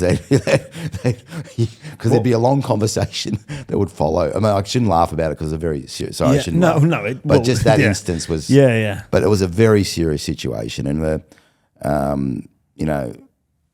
how much of it was actually proven? Did they get to the bottom of it? I would have hours of conversations with Stephen Dank. Hours. About what? About football. He was football. Like the game itself? The game itself. What happened at the time? Did he do anything? Did he not do anything? Who else knew? Who didn't know? I did a few interviews with him. Do you think is there more to the story? If you believe what he says. If you believe what Stephen Dank had to say, probably. But I never got evidence of it. But he would say there was more stuff going on. I never ever was able to get him to produce evidence. And I did see. Could you run with an interview with him? I did. I ran with lots of interviews with him. But were you saying that, or are you worried about libel? He would never. He'd never say it on camera. No. So and you say you did see. So I did see. I broke a big AFL story when I had all of the text messages between him and James Hird, and that was frantic because it was starting to come out, and I had these text messages, and we had to decipher them off a piece of paper within an hour to put them on to help Melbourne News of all the conversations that were there between him and Hird. There was, again, my memory's not fantastic. I just remember the feeling of, shit, we better get this right because this is a big story. And we were... So you got the... messages between Hird and Dank. You personally? Yep. Stephen Dank came to my house. He would have an orange juice sitting on my couch. We'd been out for meals. Darren Hibbert, the Gazelle, who seemed like a nice enough guy, and he took me. I think now I apologise if I get this wrong. It was either the crime. I think it was a crime commission when they were looking into it, or I think it was. He took me as his criminal investigation, wasn't it? Yeah, he took me as his support person into the offices. I sat there next to Darren Hibbert because he wanted me to be there for this interview. And the people in the offices, I apologise if I've got the term wrong, looked at me and said, what the hell's he doing here? Darren Hibbert had turned up to this interview. You're not going to believe this, Jimmy. He'd caught a bus into the city. He turned up. I did a story on this, so it's all there on television. He turned up with an esky. Inside the esky was peptide ice cream. He took that into the crime commission with us, or the whatever building it was. I apologise if it's the wrong term. Peptide ice cream. And produced the ice cream, and we got kicked out. I had a cameraman in the lift with me going up into that area where you're not allowed to shoot stuff. And we sat there for a few minutes, and I was told to leave. I think he was told. I can't remember whether he stayed or not, but I was told to leave. So I was... By who? By the people doing the interviewing. So I was a journo inside these offices where I don't think many journos would be going to, as the man who Darren Hibbert wanted as a support person for an interview about the darkest day in sport. It was bizarre. Can I say it was bizarre? It was one of the weirder situations I've ever found. It was weird. And I still hear from him occasionally. I haven't heard from Dank for years now, a couple of years. But I've got all my correspondence with him. And yeah, it was he loved talking about football. He was a massive football head. Like fan of the game. Like you could talk to him on this podcast about the technical side of football. And look, whether he would impress you or not with his knowledge, I don't know, because you've played it. But he had interesting things to say. Whether I ever heard the truth, I'll never know. But there were a lot of conversations. Was he that type of character where it's difficult to know when he's telling the truth and when he's telling a lie? Yep. I didn't know whether. Do you think even he would know if he was telling the truth or telling a lie? I don't know. I wanted him, if what I was hearing was the truth, I wanted him on camera saying it, and I never got that. Mate, it's hitting my head a little bit to think that he could put peptides into an ice cream. I think you can buy it now. I think it's something you can buy in a shop. Peptide ice cream. I don't know. Like, he didn't make it up. With a performance enhancing peptide that would show up on a pot with that WADA would go or a SADA. James, I'm guessing. So I'm not but the fact that I was in that situation shows I went from not knowing these people to that, to getting selfies of Stephen Dank with his cat. Jesus Christ. It was an odd time. But it just shows how you develop, I guess, relationships. And would he ever implement or indicate that this was more widespread? Well, I think that was his belief. Because if you can but I can't say that because I never had evidence of it. Yeah. Never. Because I just wonder if doping, what's the right word? Doping programs are being run without the players' knowledge. Well, I don't know how much the players really knew about this. I guess if you're getting an injection, look, it always perplexed me this, because you can't question everything. You just can't. And people go, oh, I'm naturally this. And I actually read a really good book called Situations Matter, and it's about how we behave as human beings, and you do things that you don't. You would sit here in a room and say, I would never do that, but you do, because situations can affect you. In fact, so much so that you go, okay, if you were in a department store and there's a fire, what would you do? And you go, okay, I'd leave. Would you ever queue up? Or if you're in a department store and there's a fire, you'd had a meal, would you pay for it before you left? And you go, no, that's stupid. Well, it actually happened in England, where people queued up to their death because of the social conditioning element. Yeah. And that's a very extreme, that's an extreme example where you go, I'd never do that. It's like, no, because you're too scared to leave. And they've done experiments on not too dissimilar situations to show how human beings act when it's the head, the group mentality, and you just go with the flow. How often did you know, like when you were playing, like if you're given those vitamin things. Did you always know what was in them? No, well, but again, I'm not. But my point is about even in the more extreme. I will get to that in a moment. But in the more extreme example of trainer comes in and goes, "We're going to, give you an intravenous injection," and people's response to that was, "Oh, you've got to know. How can you not know when you're doing that?" It's like you don't know yourself and you don't know how you'd behave in certain situations because of the level of trust. Like, why would I question what this person's doing to me? They're not going to put me in any harm. They know we get tested more than anything. They know we get tested. It doesn't make sense.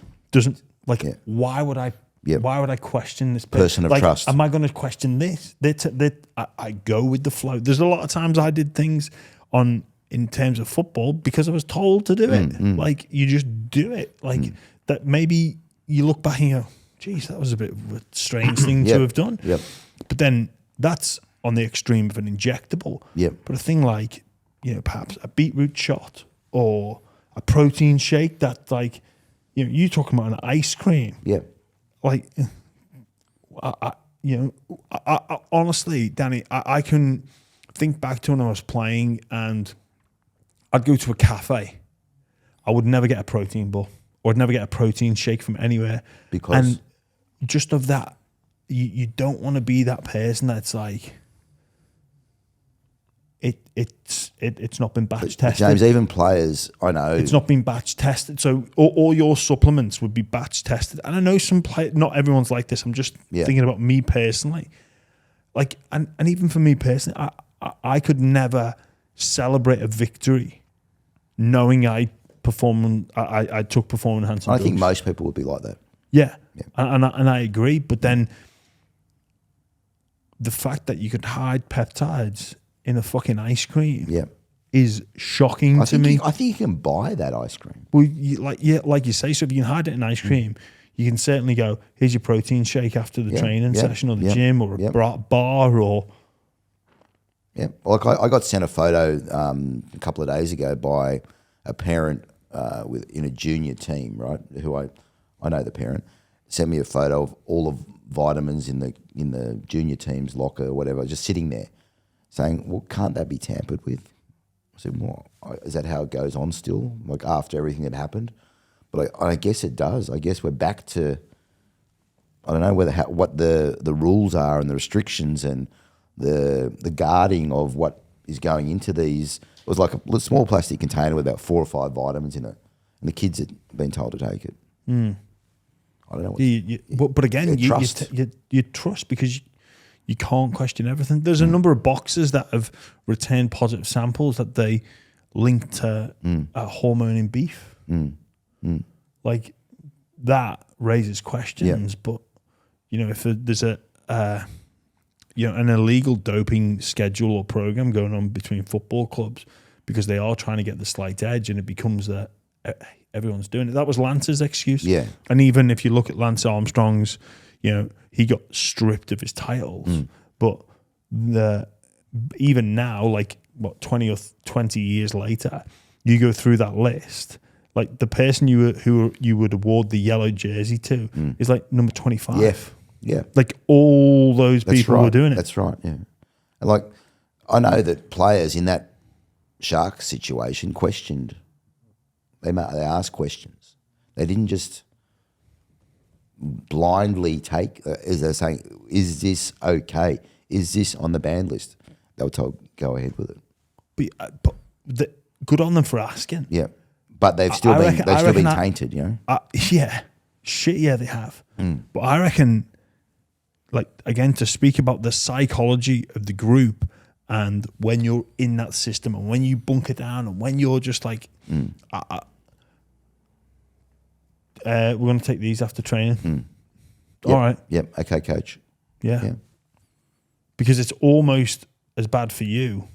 In fact, it's worse for you if I fail a test and I go, I've not taken anything. Hang on, I'm going to speak to the people at Asada and go, well, they put your memory's going to go back, and you go, hang on, those tablets. But it's worse for the club and the coach. Joe Public, though, I think would have a real difficulty understanding an injection.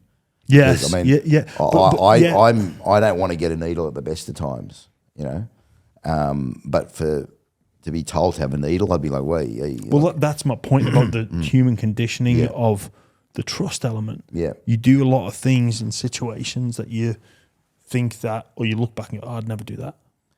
Yeah. Or in the moment, not even in the moment, just being part of the group, you do it. Like I say, people queued up to pay for their lunch that they'd just eaten, despite the fact the building was on fire. Well, let's not even get back into the whole COVID situation. Like people getting, let's not. That's a whole nother. Yeah, how you can. That's hours of podcast for you, but that's another human conditioning element. Like, would you ever stay at home for X amount of days? Never. I don't care what. I value my freedom above everything else.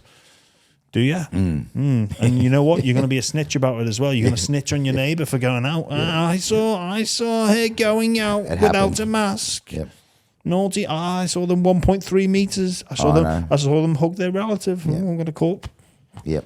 Yep. I'd never snitch on.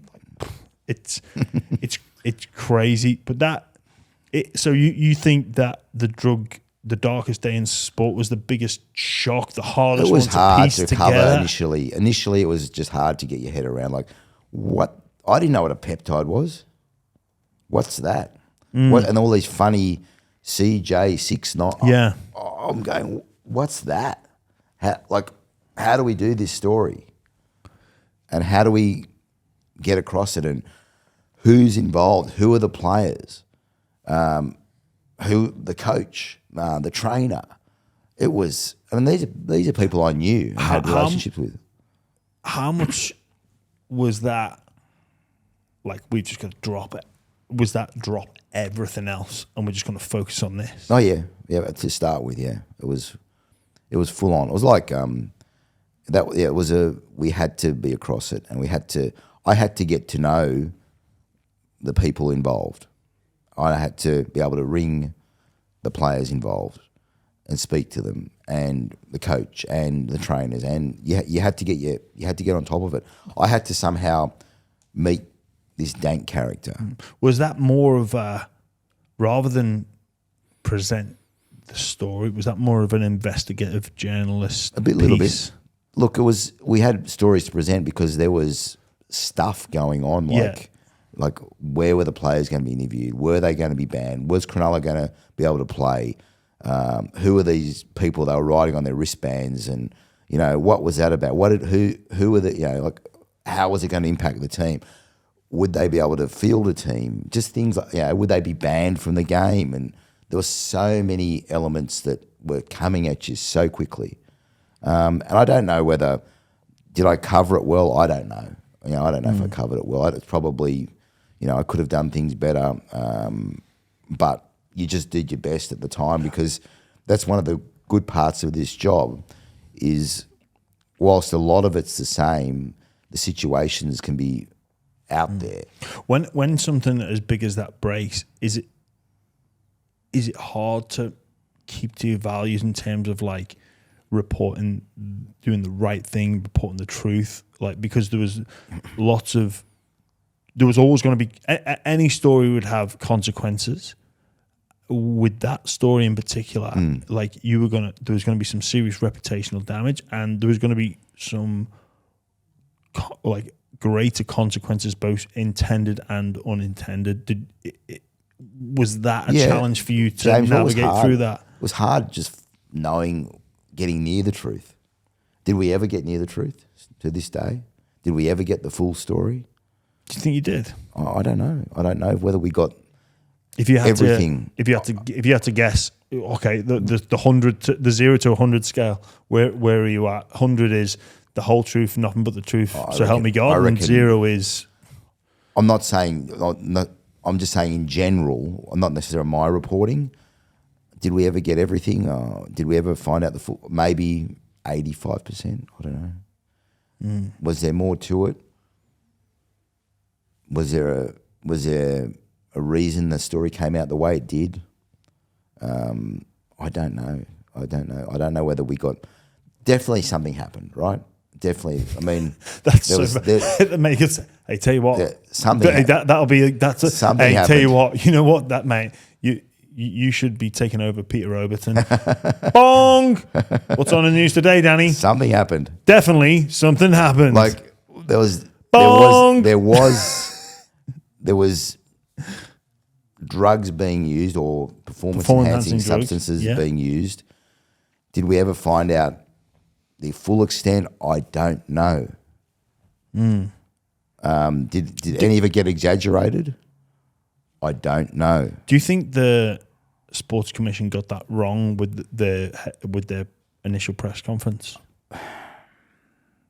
They wanted to shock, didn't they? They got that. Yeah, if that was their desired outcome, then they got that. Yeah, it's a difficult. I'm just trying to remember. There was a lot of outrage about it, about being labelled the darkest day in sport. But the outrage wasn't initial. Initially, everyone was like, "Yes, it is." Or it could be. Yeah, but when it all came out, yeah. Actually, do you think? None of it was good, James. Like none of it was. There was none of it was Well, good. And there was no. I don't think anyone came out of it well, whether it be the government. You know. Do you think though, when I can't recall the lady's name who ran with the quote, "This is the darkest day in Australian sport." Do you think? Like I can remember thinking, okay, well, why? Look, But you know, I know why. But I was expecting, here's your evidence, here's the people, here's the clubs, here's the administrators, the players, like boom, boom, boom, the guilty. What you're saying is they didn't have their ducks in a row. Do you think it was a bit of I thought it was baiting. Throw mud, some of it's going to stick. Not throw mud. I thought they were looking for stuff. I thought they were throwing bait for people to go.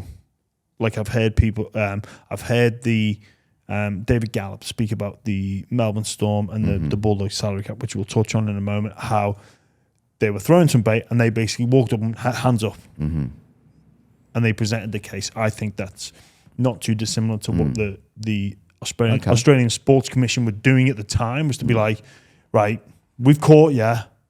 We know something. We know. So something happened. Hey, see, I could have got a job with them. Yeah. Darkest day. I don't know whether they had everything lined up. No, I think that's clear. And I think some people obviously suffered a lot more than others.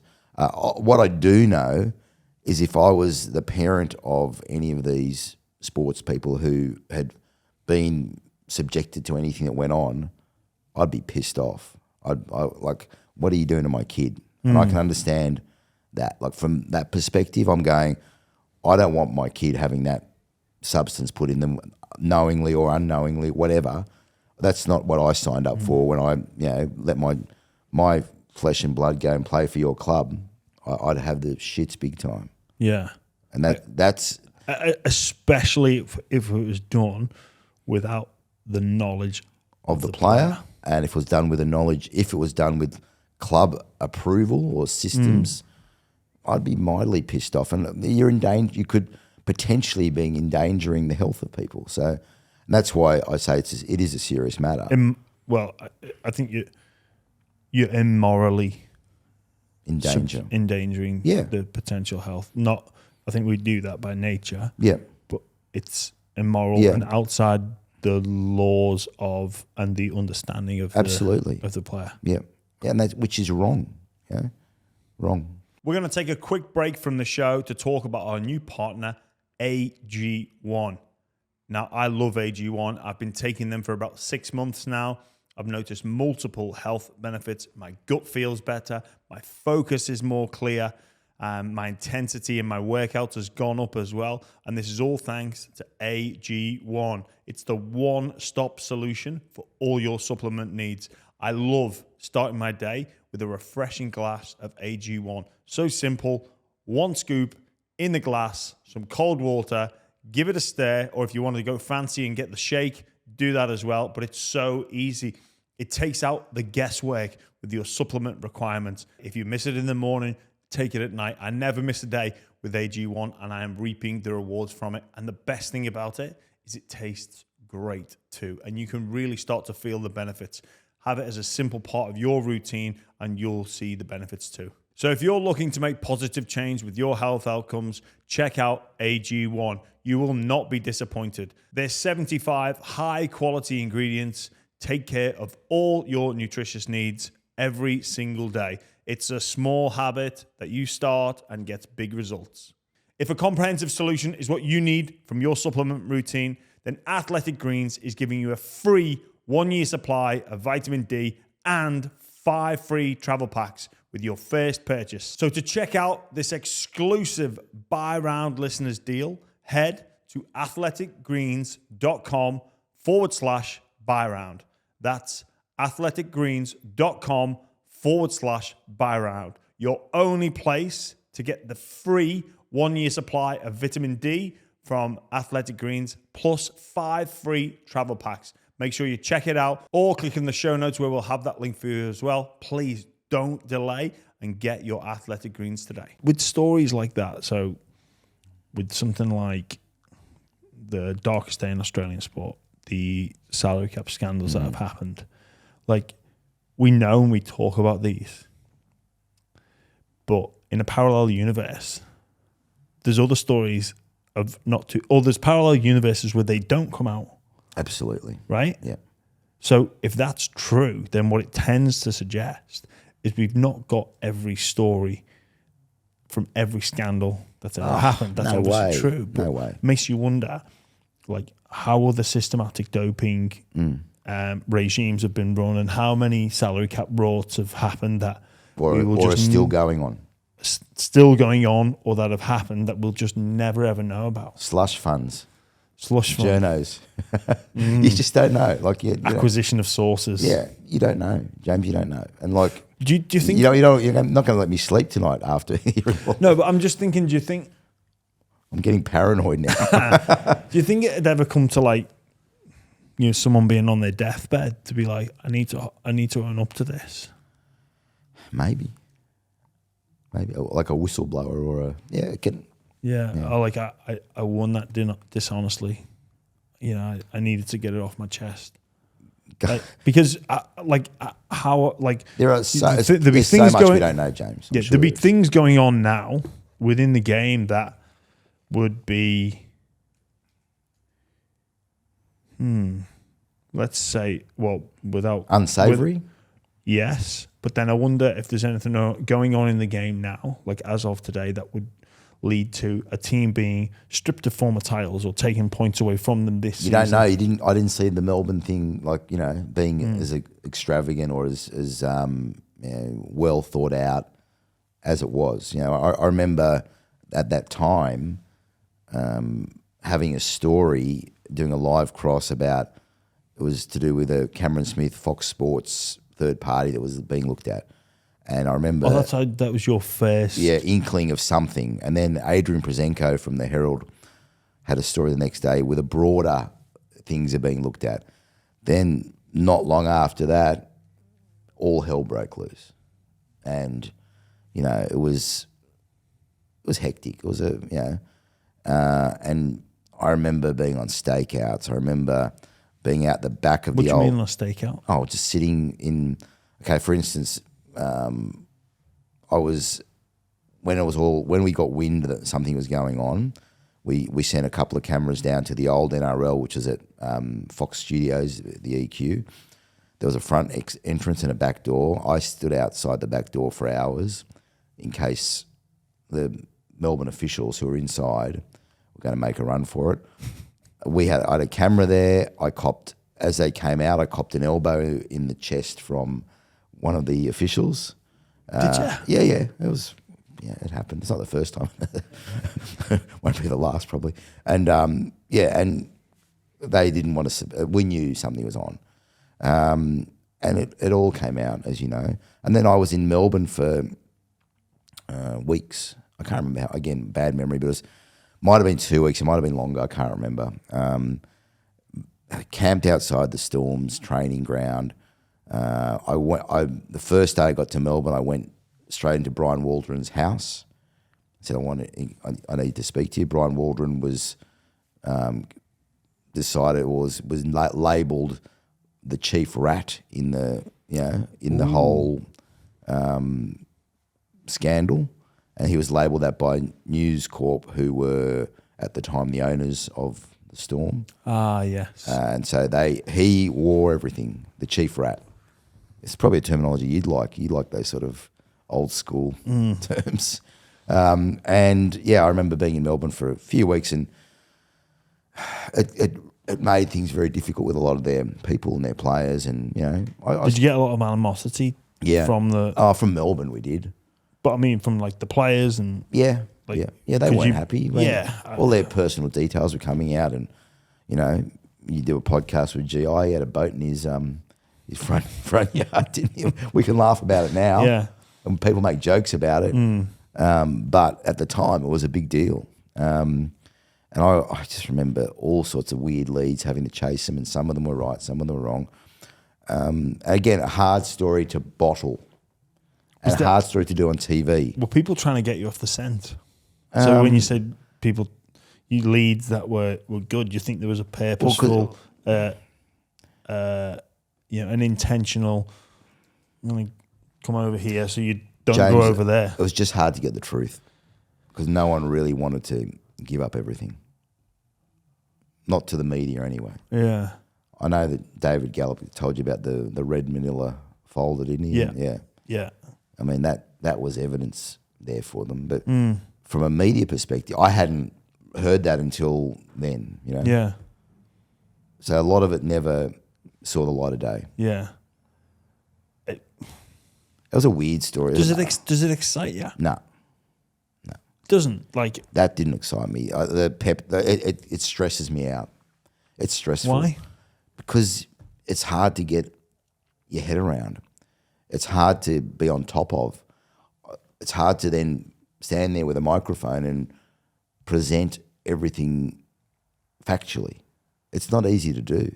But do those hard stories not generate the best content, bring the best out of the more difficult moments? Yeah, I guess. Because really, like, what's the worst that can happen to you? It's stressful. Yeah. But I don't sleep at night.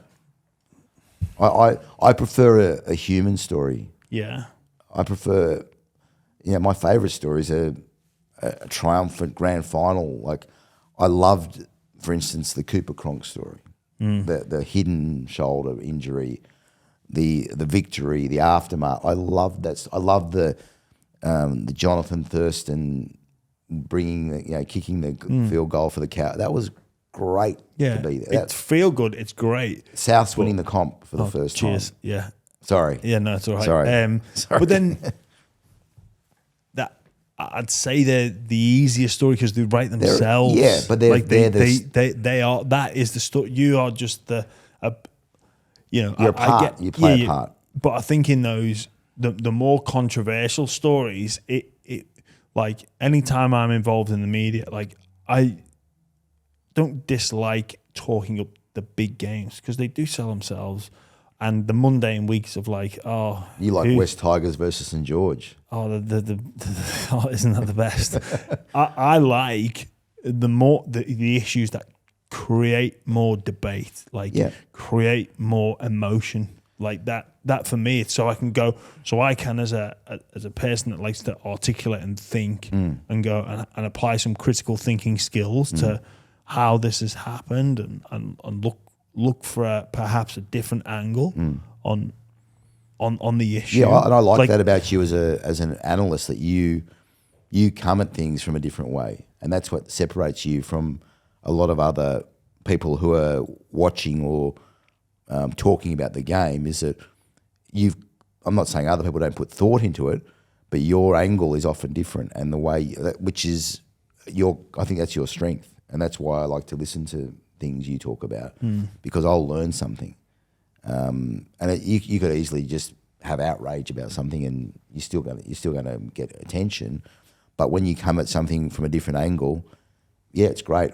When those sort of stories you talk about with me, it's hard to get when people don't want to tell you the truth, and it's hard to get the truth. But is that not like your grand final? It's a challenge. To go because like pursuing difficult things. That's right. It is. But pursuing difficult things is something that. But James, sometimes your grand final can go on for 3 months. You know what I mean? That's a lot of six agains, isn't it? The Shark story went on for ages. It was all I was doing. We called when we were at the when we turn up. We do a roster of people having to turn up at Cronulla's, the walkway when you walk up to Shark Park. We call them, okay, well, who's on the Asada Gates this week, or who's doing the Asada Gates morning shift? So, 3 of us would go down there. You've got that gate. You've got that gate. Is Paul Gallen going to speak to us? Who's going to speak to us today? Is Flano any chance to talk? It was relentless. And is there a lot of dead time as well? So, oh mate, hours, and then things can happen like that, and you can't miss them. Because if you're clocked off at that instant, and you're looking on your phone and suddenly someone drives in and you missed it, well that doesn't happen again. It's why I'm always early to places. Because or even if you need to, it reminds me of when Homer Simpson's in New York and he needs to take a leak, and he's like waiting for the car park. that's it, right? Just talk us through the real world problems of a journalist. That's like, are you holding them in? Or you just don't take it, like you got to go, I can't have my coffee here because this might cause a reaction later. Luckily, I used to be like big on mate, you got to have a strong bladder to be on this podcast. I've been holding in for like 20 minutes. But, I used to have like a pre-game routine. Did you have like a pre-turning up to Sharks in the Asada routine? It's like, right, I've got to get up, I've got to take a leak, I've got to get everything out, can't have this, can't have that. Yeah, I'd want to get a workout of some sort in because I knew for the rest of the day I'd be stuck, And did you ever forget your ear? Did you ever did you listen to, what did you do? Talk to other journos on the phone, making phone calls a lot of the time. It wasn't always me on those long stakeouts. Yeah. One of the worst stakeouts I had to do was during the Storm salary cap. I was in a car park for 8 hours with my camo, waiting for Ian Schubert, who was then the salary cap auditor, who never gave an interview, just to get a grab, just to get a couple of comments from him about what was happening, because it was on his watch. He was the one who was a big part of it. So we sat in the car park for 8 hours and finally got him just before news time, got a couple of grabs, which weren't great, but that was just a typical day. So we didn't eat that day. So what did you get from him? I'm not talking. I don't even remember. It was not memorable. But just him talking on the microphone was something. Actually saying something. This is a serious matter or something like that. It was just something. This is a serious matter. I can't talk about this. It's still under investigation. It might have been that. And that's your new, and you go away. That was our day. That was it. It's just, it can be mind numbing. I mean, I've waited for you, I'm sure, at some point to say, I've waited for players to say, so often you get nothing. You can spend hours doing it, and it's just part of the job.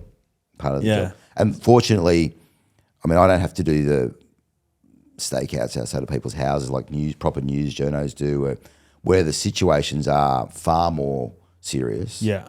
And I know this is sport, right? And this is cheating, and it meant a lot to a lot of people, but this wasn't life and death, James. It's sport, and yes, it means a lot, but something really, really bad hadn't happened. And in the grand scheme. But I guess, like I say, we live in a bubble. Yeah, like for me, rugby league was my world. It's important to us. Yeah, and there is I guess you do have the responsibility though, because if you get it wrong, the mental health side of things can send people down there. And that's more and more now. Yeah, I mean, when I started reporting, it was quite a big story for a player to admit that they were seeing a counsellor. Yeah. That was a big deal back then. Now it's more likely that a player is seeing one than not. Yeah, you know what I mean. Like in society, people are seeking help, and it's great. I think that's a great thing. But back then, it was a. Can we write this? Can we? It was sensitive. Yeah. Mental health has come a long way, fortunately. Yeah. And people's I don't know if acceptance is the right word. It's probably not, but people's understanding that, people get help. And I think my view is the more help you can get, the better. Yeah, absolutely. And I think people should do it. Absolutely. In terms of, we spoke a little bit about your role and some of the less glamorous sides to media reporting. Just for the viewers and the listeners, how many hours a day or a week do you reckon you're knocking up? How much is your phone call? Like, how much is your phone going? How many calls a day? How many texts, WhatsApps? Yeah, it's funny. Like, it's probably more when I was younger. I would ring. I would have certain people I would ring every week religiously. Really? Same. Just to tick off, just to find out what's going on the lay of the land, and I still have that to this day. That I ring certain people and get information and talk to them about situations. But sometimes a story can take you away from that and you have to concentrate more on one club, for instance, and work those sources. But often now, people ring me with stories. It's maybe because I've been around for, like I gave you, for instance, it wasn't a pleasant story, like the Jared Hayne story. I didn't chase that story. Yeah. Like recently I had some Twitter blowback about this, the situation where Angus Crichton's been having a struggle. His dad contacted me to put a statement out. Yeah. I didn't chase his dad. But people howl into you, you're harassing this guy. Well, Angus had me at his house recently to have a sit down and have a chat and do a little interview. Again, that's years of talking to someone. He's not I'm not that close to him, but he knows my face. He knows what I'm about. He sees what I do, so he felt comfortable at least sharing a little bit of his life with me, as did his father. Yeah. And they came to, like his father's case, he came to me. In Angus's case, I spoke to his agent and his agent negotiated with me to go to his place and have a chat. And so I do make a lot of calls, but I don't think I make as many as I used to. And maybe I'm getting slacker in my old age. I hope not. But I do get more stories coming to me. And my reporting style's probably changed a little bit as well. Yeah. Mate, you spoke there about people harassing you on Twitter. We'll come back to that. But in terms of like people seeing you in the street, what's your interaction with people in the street like? And the it's average varied. I'll cop a bit of crap now and again.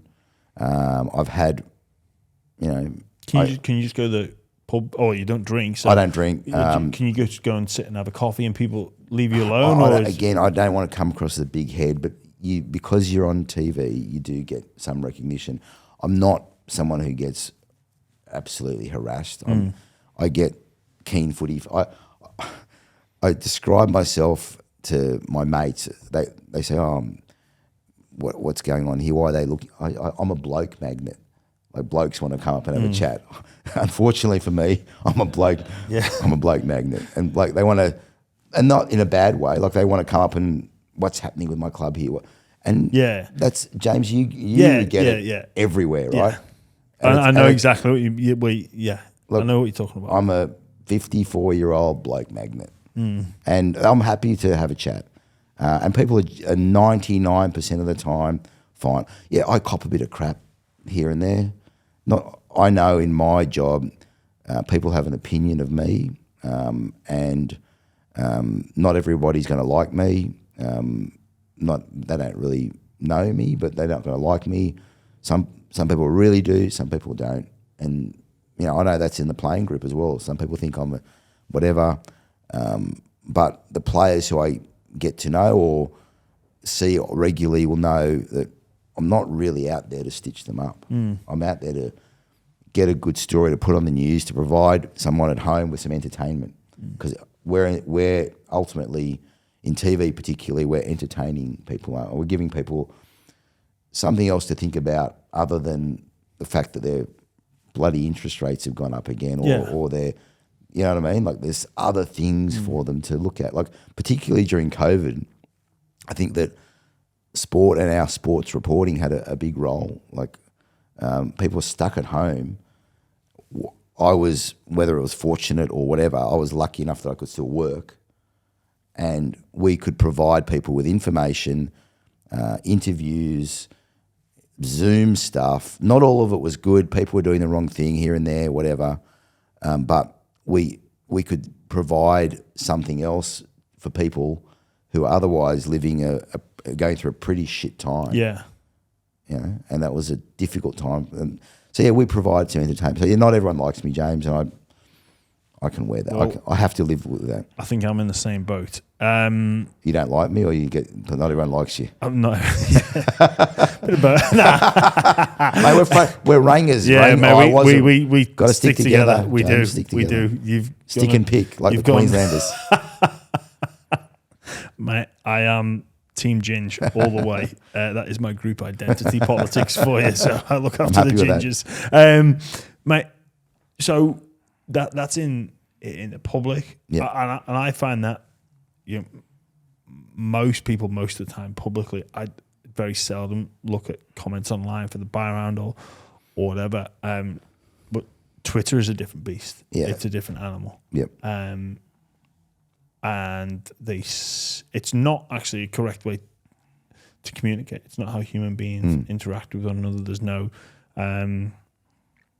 ways to gauge expression in the face, the tone, all these different things, notwithstanding the fact that there's distance and there could be psychological safety that people feel safer to say more. Like, there's pros and cons to Twitter. And there's anonymity, which can be used which is needed sometimes, but then that can be abused as well. I know you've spoke about having death threats. Oh yeah, on Twitter. Like, no, not necessarily on Twitter. Phone calls back in the day. I've had threats, and generally, they're usually during a big story for some reason, or a controversial story. And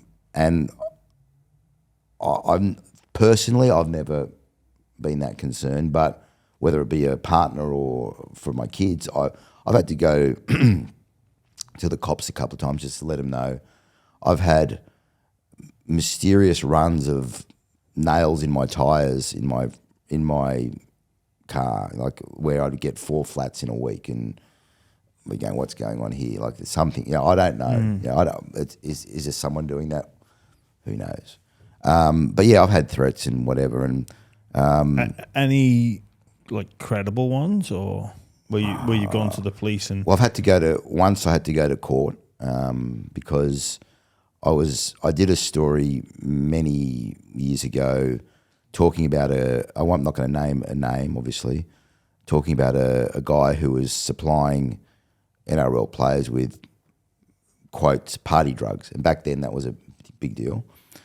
And the guy knew me, he was in my area. Oh, right, so you already knew this? Yeah, I knew it. I knew who was doing it. You knew the person? I knew the guy, yeah. Yeah, and you've wrote or presented a story? Presented a story. And what was that?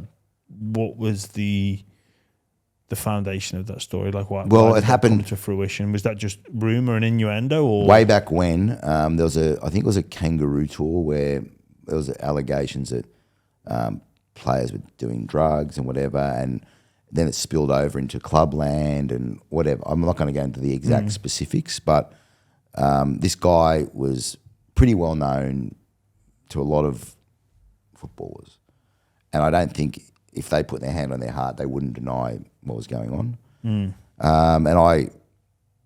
I'd written stories about it and the person involved without naming the person. And so what would that story look like? That they were being supplied stuff,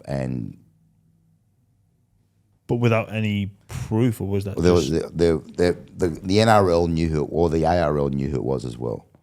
They told this guy not to be around the players, and that was the basis of reporting.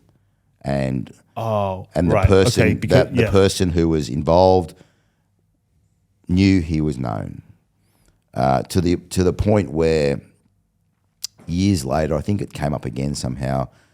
I was going to I think I was just on my way to a yoga class, and I saw this guy in the mall. He came up to me and spat in my face in front of people, like seriously, and it was quite a aggressive thing. Spat in my face. I had witnesses. He was sort of swinging arm. Well, it was no physical. Yeah. But spitting in someone's face is pretty disgusting. Yeah. Well, witnesses, a couple of women who I didn't know. One in particular was quite sort of determined this shouldn't happen. I reported it. He went to court. He was not allowed near me. The guy's not around anymore. End of story. But yeah, it was ugly. Like, it's not pleasant to deal with those sort of situations. I've been in bars where people, again, when it comes to people involved with drugs,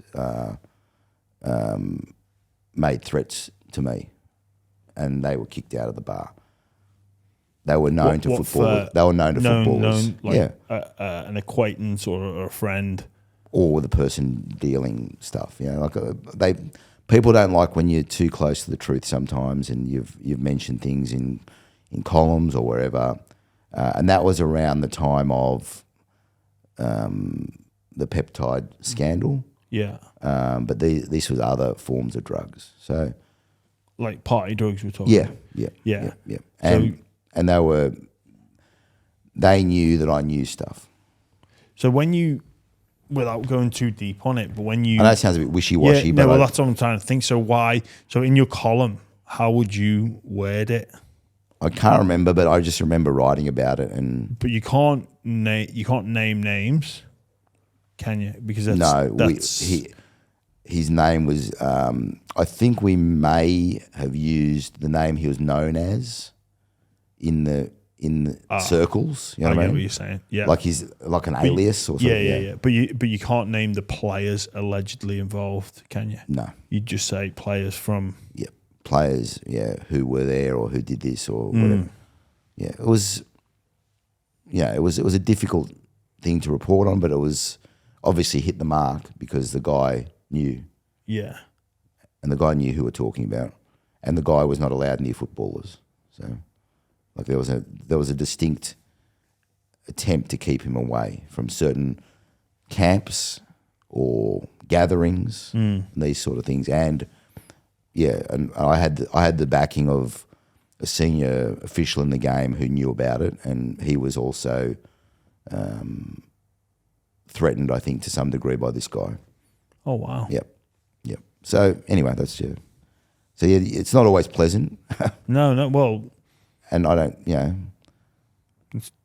I guess that's a side to it that people.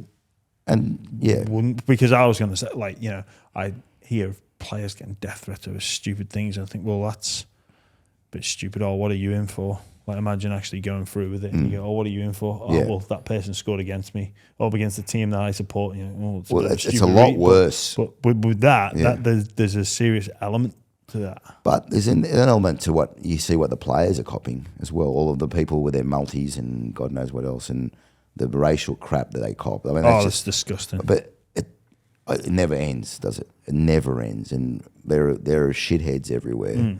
And unfortunately, they've got social media for whatever good it does, gives people access to these elite athletes. Yeah, and it's not great for them. No, and unfortunately, the tiny minority seem to get the loudest voice. Yeah. It's usually the way. Yeah, it's usually the way. Yeah, it's very unfortunate. That's pretty crazy that you've gone through that, and even some of the other things that I've heard about, like, that's pretty disgusting. Like to get spat in. Yeah, it was yeah. vile. It was vile, and it's just an episode that happened, and you move on. Yeah. Mate, you mentioned about you watched a man get shot. Yeah, that's not a sports story. Like that's going off on a completely different tangent and not really a nice segue, but I guess it's just on that severe side of things. What happened there? I was having a run at, I used to run soft sand at Bondi Beach when I was younger and fitter. And I used to see a lot of weird stuff early mornings, happenings at the beach. And it was one day I was doing a lap and this guy sort of leapt off what do you call the boardwalk onto the sand, sort of almost over me. I thought, well, that's weird, but I kept running and did another lap.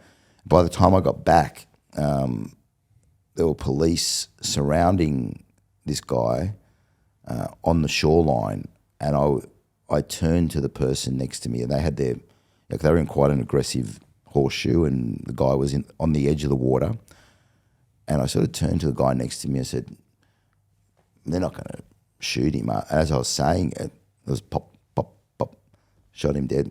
It was a famous story. Roni, Levi, I think his name was, and our rival paper didn't have someone on the scene like that, obviously, but was that just fortuitous that you were there? I was just having a run. Yeah. And I wrote a story for the paper, and our rival paper, the Sunday Telly, got a photo, quite a famous photo of it happening, sort of thing. We didn't have the photo.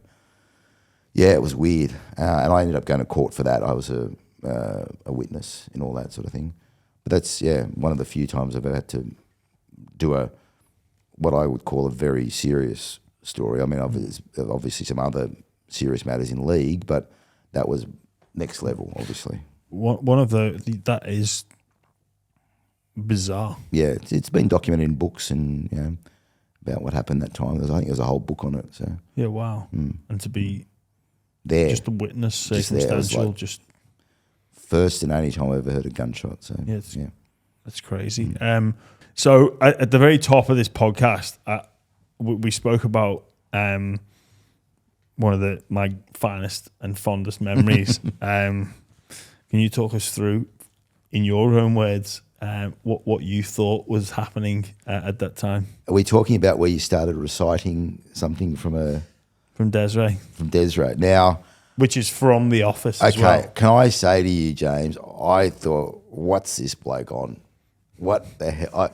What is going on here? Do you remember the context? It was something to do with whether money was important in a deal you're doing? I think I was... Was that when you were going to the Dragons, maybe? Or well, again, unbeknownst to me, I was leaving the Bulldogs, and you were like, there's interest from Newcastle. They're going to throw a lot of money at you. Okay. Is that... So I was wrong. Well, you were asking a question, and one of my goals in life is to, and even on this podcast, is to try and sneak in as much like Office, Ricky Gervais, Carl Pilkington sort of quotes in to like general conversation without the person knowing. In fact, I got MG with one the other day at the very top of the podcast talking about how chewing the fat comes about. That's another story for another day. So when you asked me about that, I just thought, oh my God, this is like just this perfect opportunity to come in with the David Brent line of like, money to make my world go round. I'm reaching out to a higher ground. And then sang a little bit. And the key thing is that David Brent stops, and when the person that he's speaking to goes to speak again, he butts in. So you were about to say something, and I went, because we're living in a crazy maze. And then just left it at that. But then, so you think, what's this guy on? Like that's exactly what I thought. I thought, look, I'm sorry to disappoint you, but I'm not an Office. My daughter likes it, and I love Ricky for other stuff, but I have to get into it. And I went back to The Office, and I said, I had the weirdest interview with James Graham. Like I think he was off his head or something. I don't know what he was on it. Like, we worked. Did we present it well in the end? No. Oh, we didn't. We stuffed it up, did we? No. What you presented it as is like, I remember watching it on the news and being like, and even because I've still got the link to the Twitter. I've kept it for all that time. So that's what that was in end of 17, so 5-6 years. I've still got. In fact, I forgot last night. I was like, oh my god, I know where to go on my phone to get it, or on my old emails. It was presented as like James Graham's burst into song, talking about potential move to Newcastle, and obviously, like, it wasn't a jokes on you moment, but it was like, oh god, there's going to be some people that would watch that and go, that is bizarre, but there's going to be some people that would watch it and go, genius. Didn't we show the original clip next to it? No, we didn't. No, I don't. I thought we did. Oh, maybe. I thought we did a good job with it. We found what the hell you were talking about and showed. Sorry, on Twitter. Yeah. That came later, but on the original 9 story, it was just, yeah. And I think, did Ricky like it on Twitter? Or I think he did. I think he did too. I seem to remember that. Yeah, I think I remember a few mates sent screenshots and like circled it, and I was like, oh. Or did he even retweet it? Maybe. Yeah, something along those lines. I found that thrilling, but I didn't know what the hell you're talking about. No, that was. We ran it. Yeah, well, that is the best part about it, is that 9 News ran it, and I was like, yes, I was so proud that. Can you link it somehow to this? Oh, we'll be putting this in. Okay. Don't worry, any excuse to bring that back up.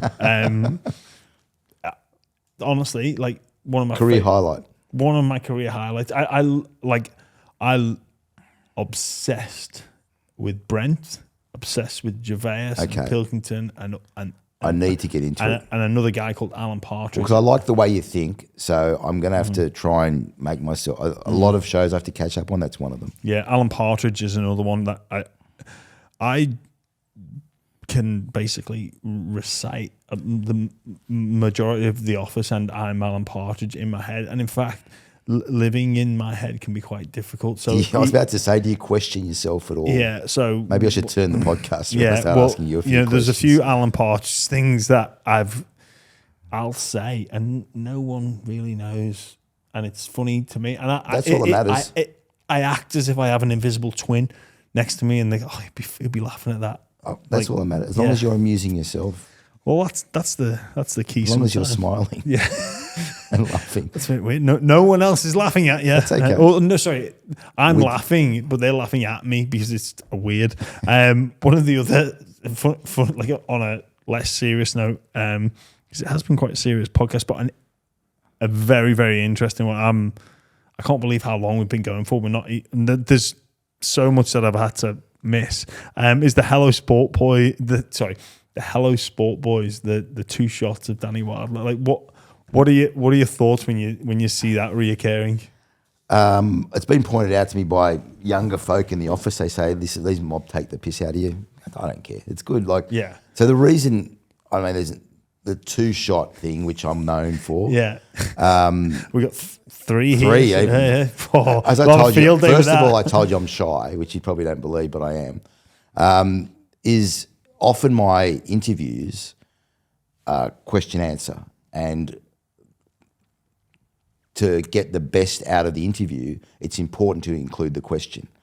And often it'll look weird or sound weird if you're just hearing a voice coming. Yeah. So it makes it more personal, intimate.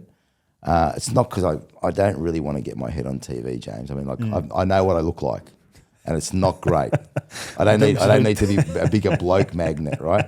I know my limitations, but it's more personal. Also, I don't like doing what they call a piece to camera on the news, because I don't like particularly. Well, I feel weird. Again, it's TV. You know, where people stand up and talk in the middle of a story. I don't like doing it, and that's a reporter's way of stamping themselves on a story. Well, my way is 2-shot interview, and also a lot of, in this day and age, it gives you an identity as it's your story. It's an easy way to make it your story, and it's probably, I find it quite annoying that a lot of media organisations now won't send a journo to a press conference, for instance. So they're scooping up the questions or the answers that you're getting by bothering to get out of bed, go down to wherever, to Concord, stand there and wait, interview 4 blokes, and they'll just pick it up off a club website or they'll send a camera. They won't send, like, there's some of our rivals, one network in particular, hardly is at a media conference. So they're just sitting in their office scooping up our work. They'll just send a camera person. They won't include the question. They'll just get the quote. They'll have a microphone there. Yeah. So the microphone is replacing the journalist, which I don't think is great for the industry. And if we can be bothered going to a media conference and trying to create content and which the fans see, which our viewers see, you may as well get some credit for it. Yeah. Yeah, that's fair. Yeah, and you don't mind that Hello Sport do it, mate. I cop so much other crap. It's not even a. If they ever want me on their podcast to take the piss out of me, they're welcome to. They're welcome to do that. Whoever fair they enough. are. I should listen to them or watch them. They are good. Okay. They're on their 500th episode coming up actually, wow. which is pretty incredible. Oh, we're not even hit the 50. Oh, maybe with our midweek shows. I don't know when Charlie might know. Well, Sorry? Wow. 92. Well, I'm happy to be. Is this number? This would be number I'm happy 93. to be number 93. 93. Well, maybe we'll have to do something, Charlie, for 100th episode. Maybe not. We'll probably not know. Unless this conversation happened, I would have no idea. What does the future hold? Where do you see yourself in the next few years or few seasons, and how media is changing? Does it frighten you? Is it something you want to stay involved in? James, I've got to keep working. I've got 2 older kids, and I've got a 3.5-year-old. So, yeah, I've got a 19-year-old, 16-year-old, and a 3.5-year-old. So I'm working until they ship me out. So until 9 says you're gone, I'm going to keep working. I enjoy it. I don't think a lot about the future. I'm just happy to get out of bed most days, and at 54, it's not always pleasant. Aches and pains or whatever, and I keep turning up and keep on trying to do good stories, trying to be accurate, trying to provide some entertainment. I love the people I work with.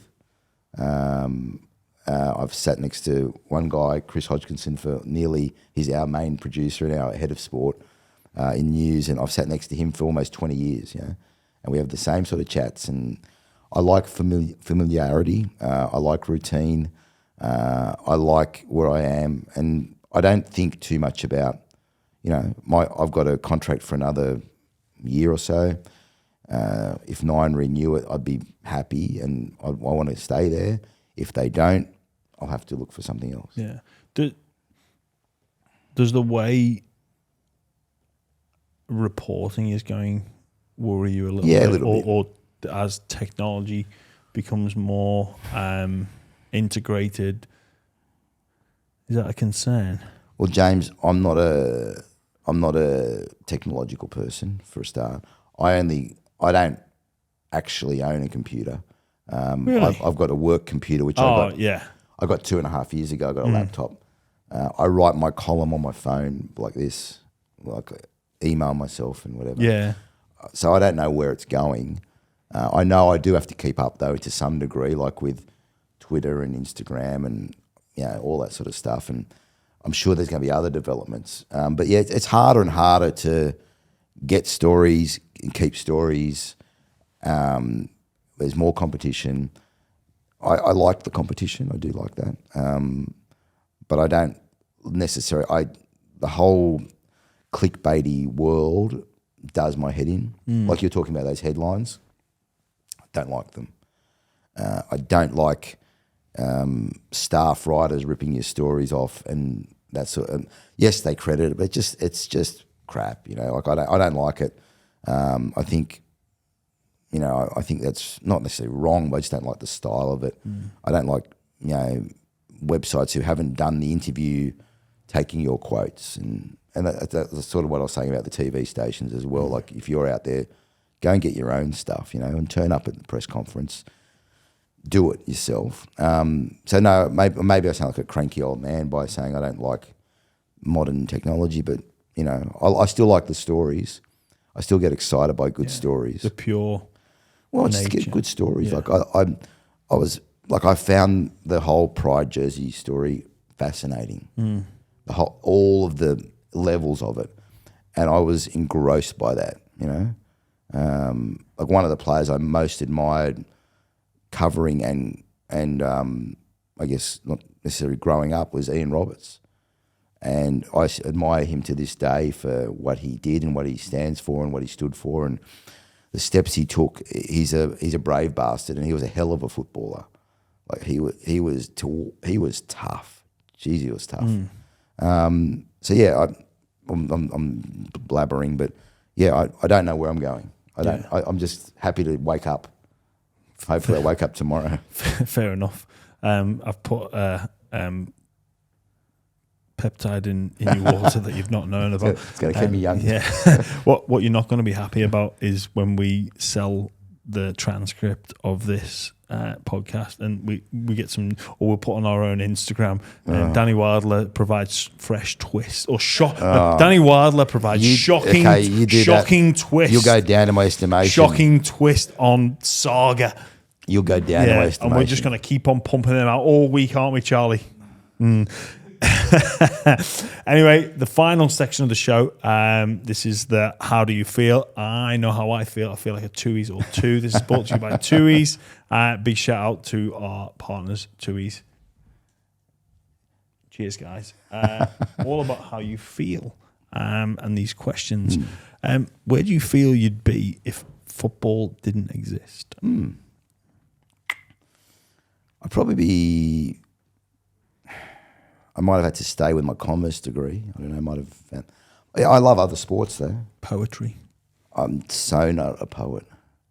So I wasn't even that good at English at school. I love cricket. One of the highlights of my career has been going to Augusta, covering the Masters. That was bucket list. I don't have much on a bucket list, but that was it. There's a lot of rugby league journalists that I just love it, mate.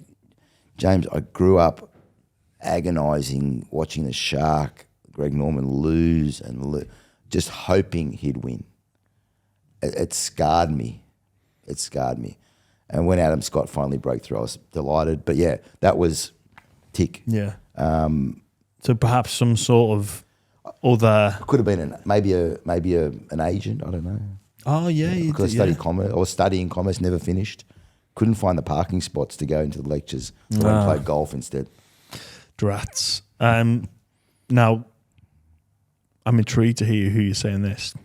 Not the most famous, but the most interesting person that you've met. Good question. In any walk of life. Well, in real life, I find the most interesting people are my kids. Okay. I love seeing the way they think and learning the way and watching their development. I find that whole process interesting and intriguing, and the challenges they face.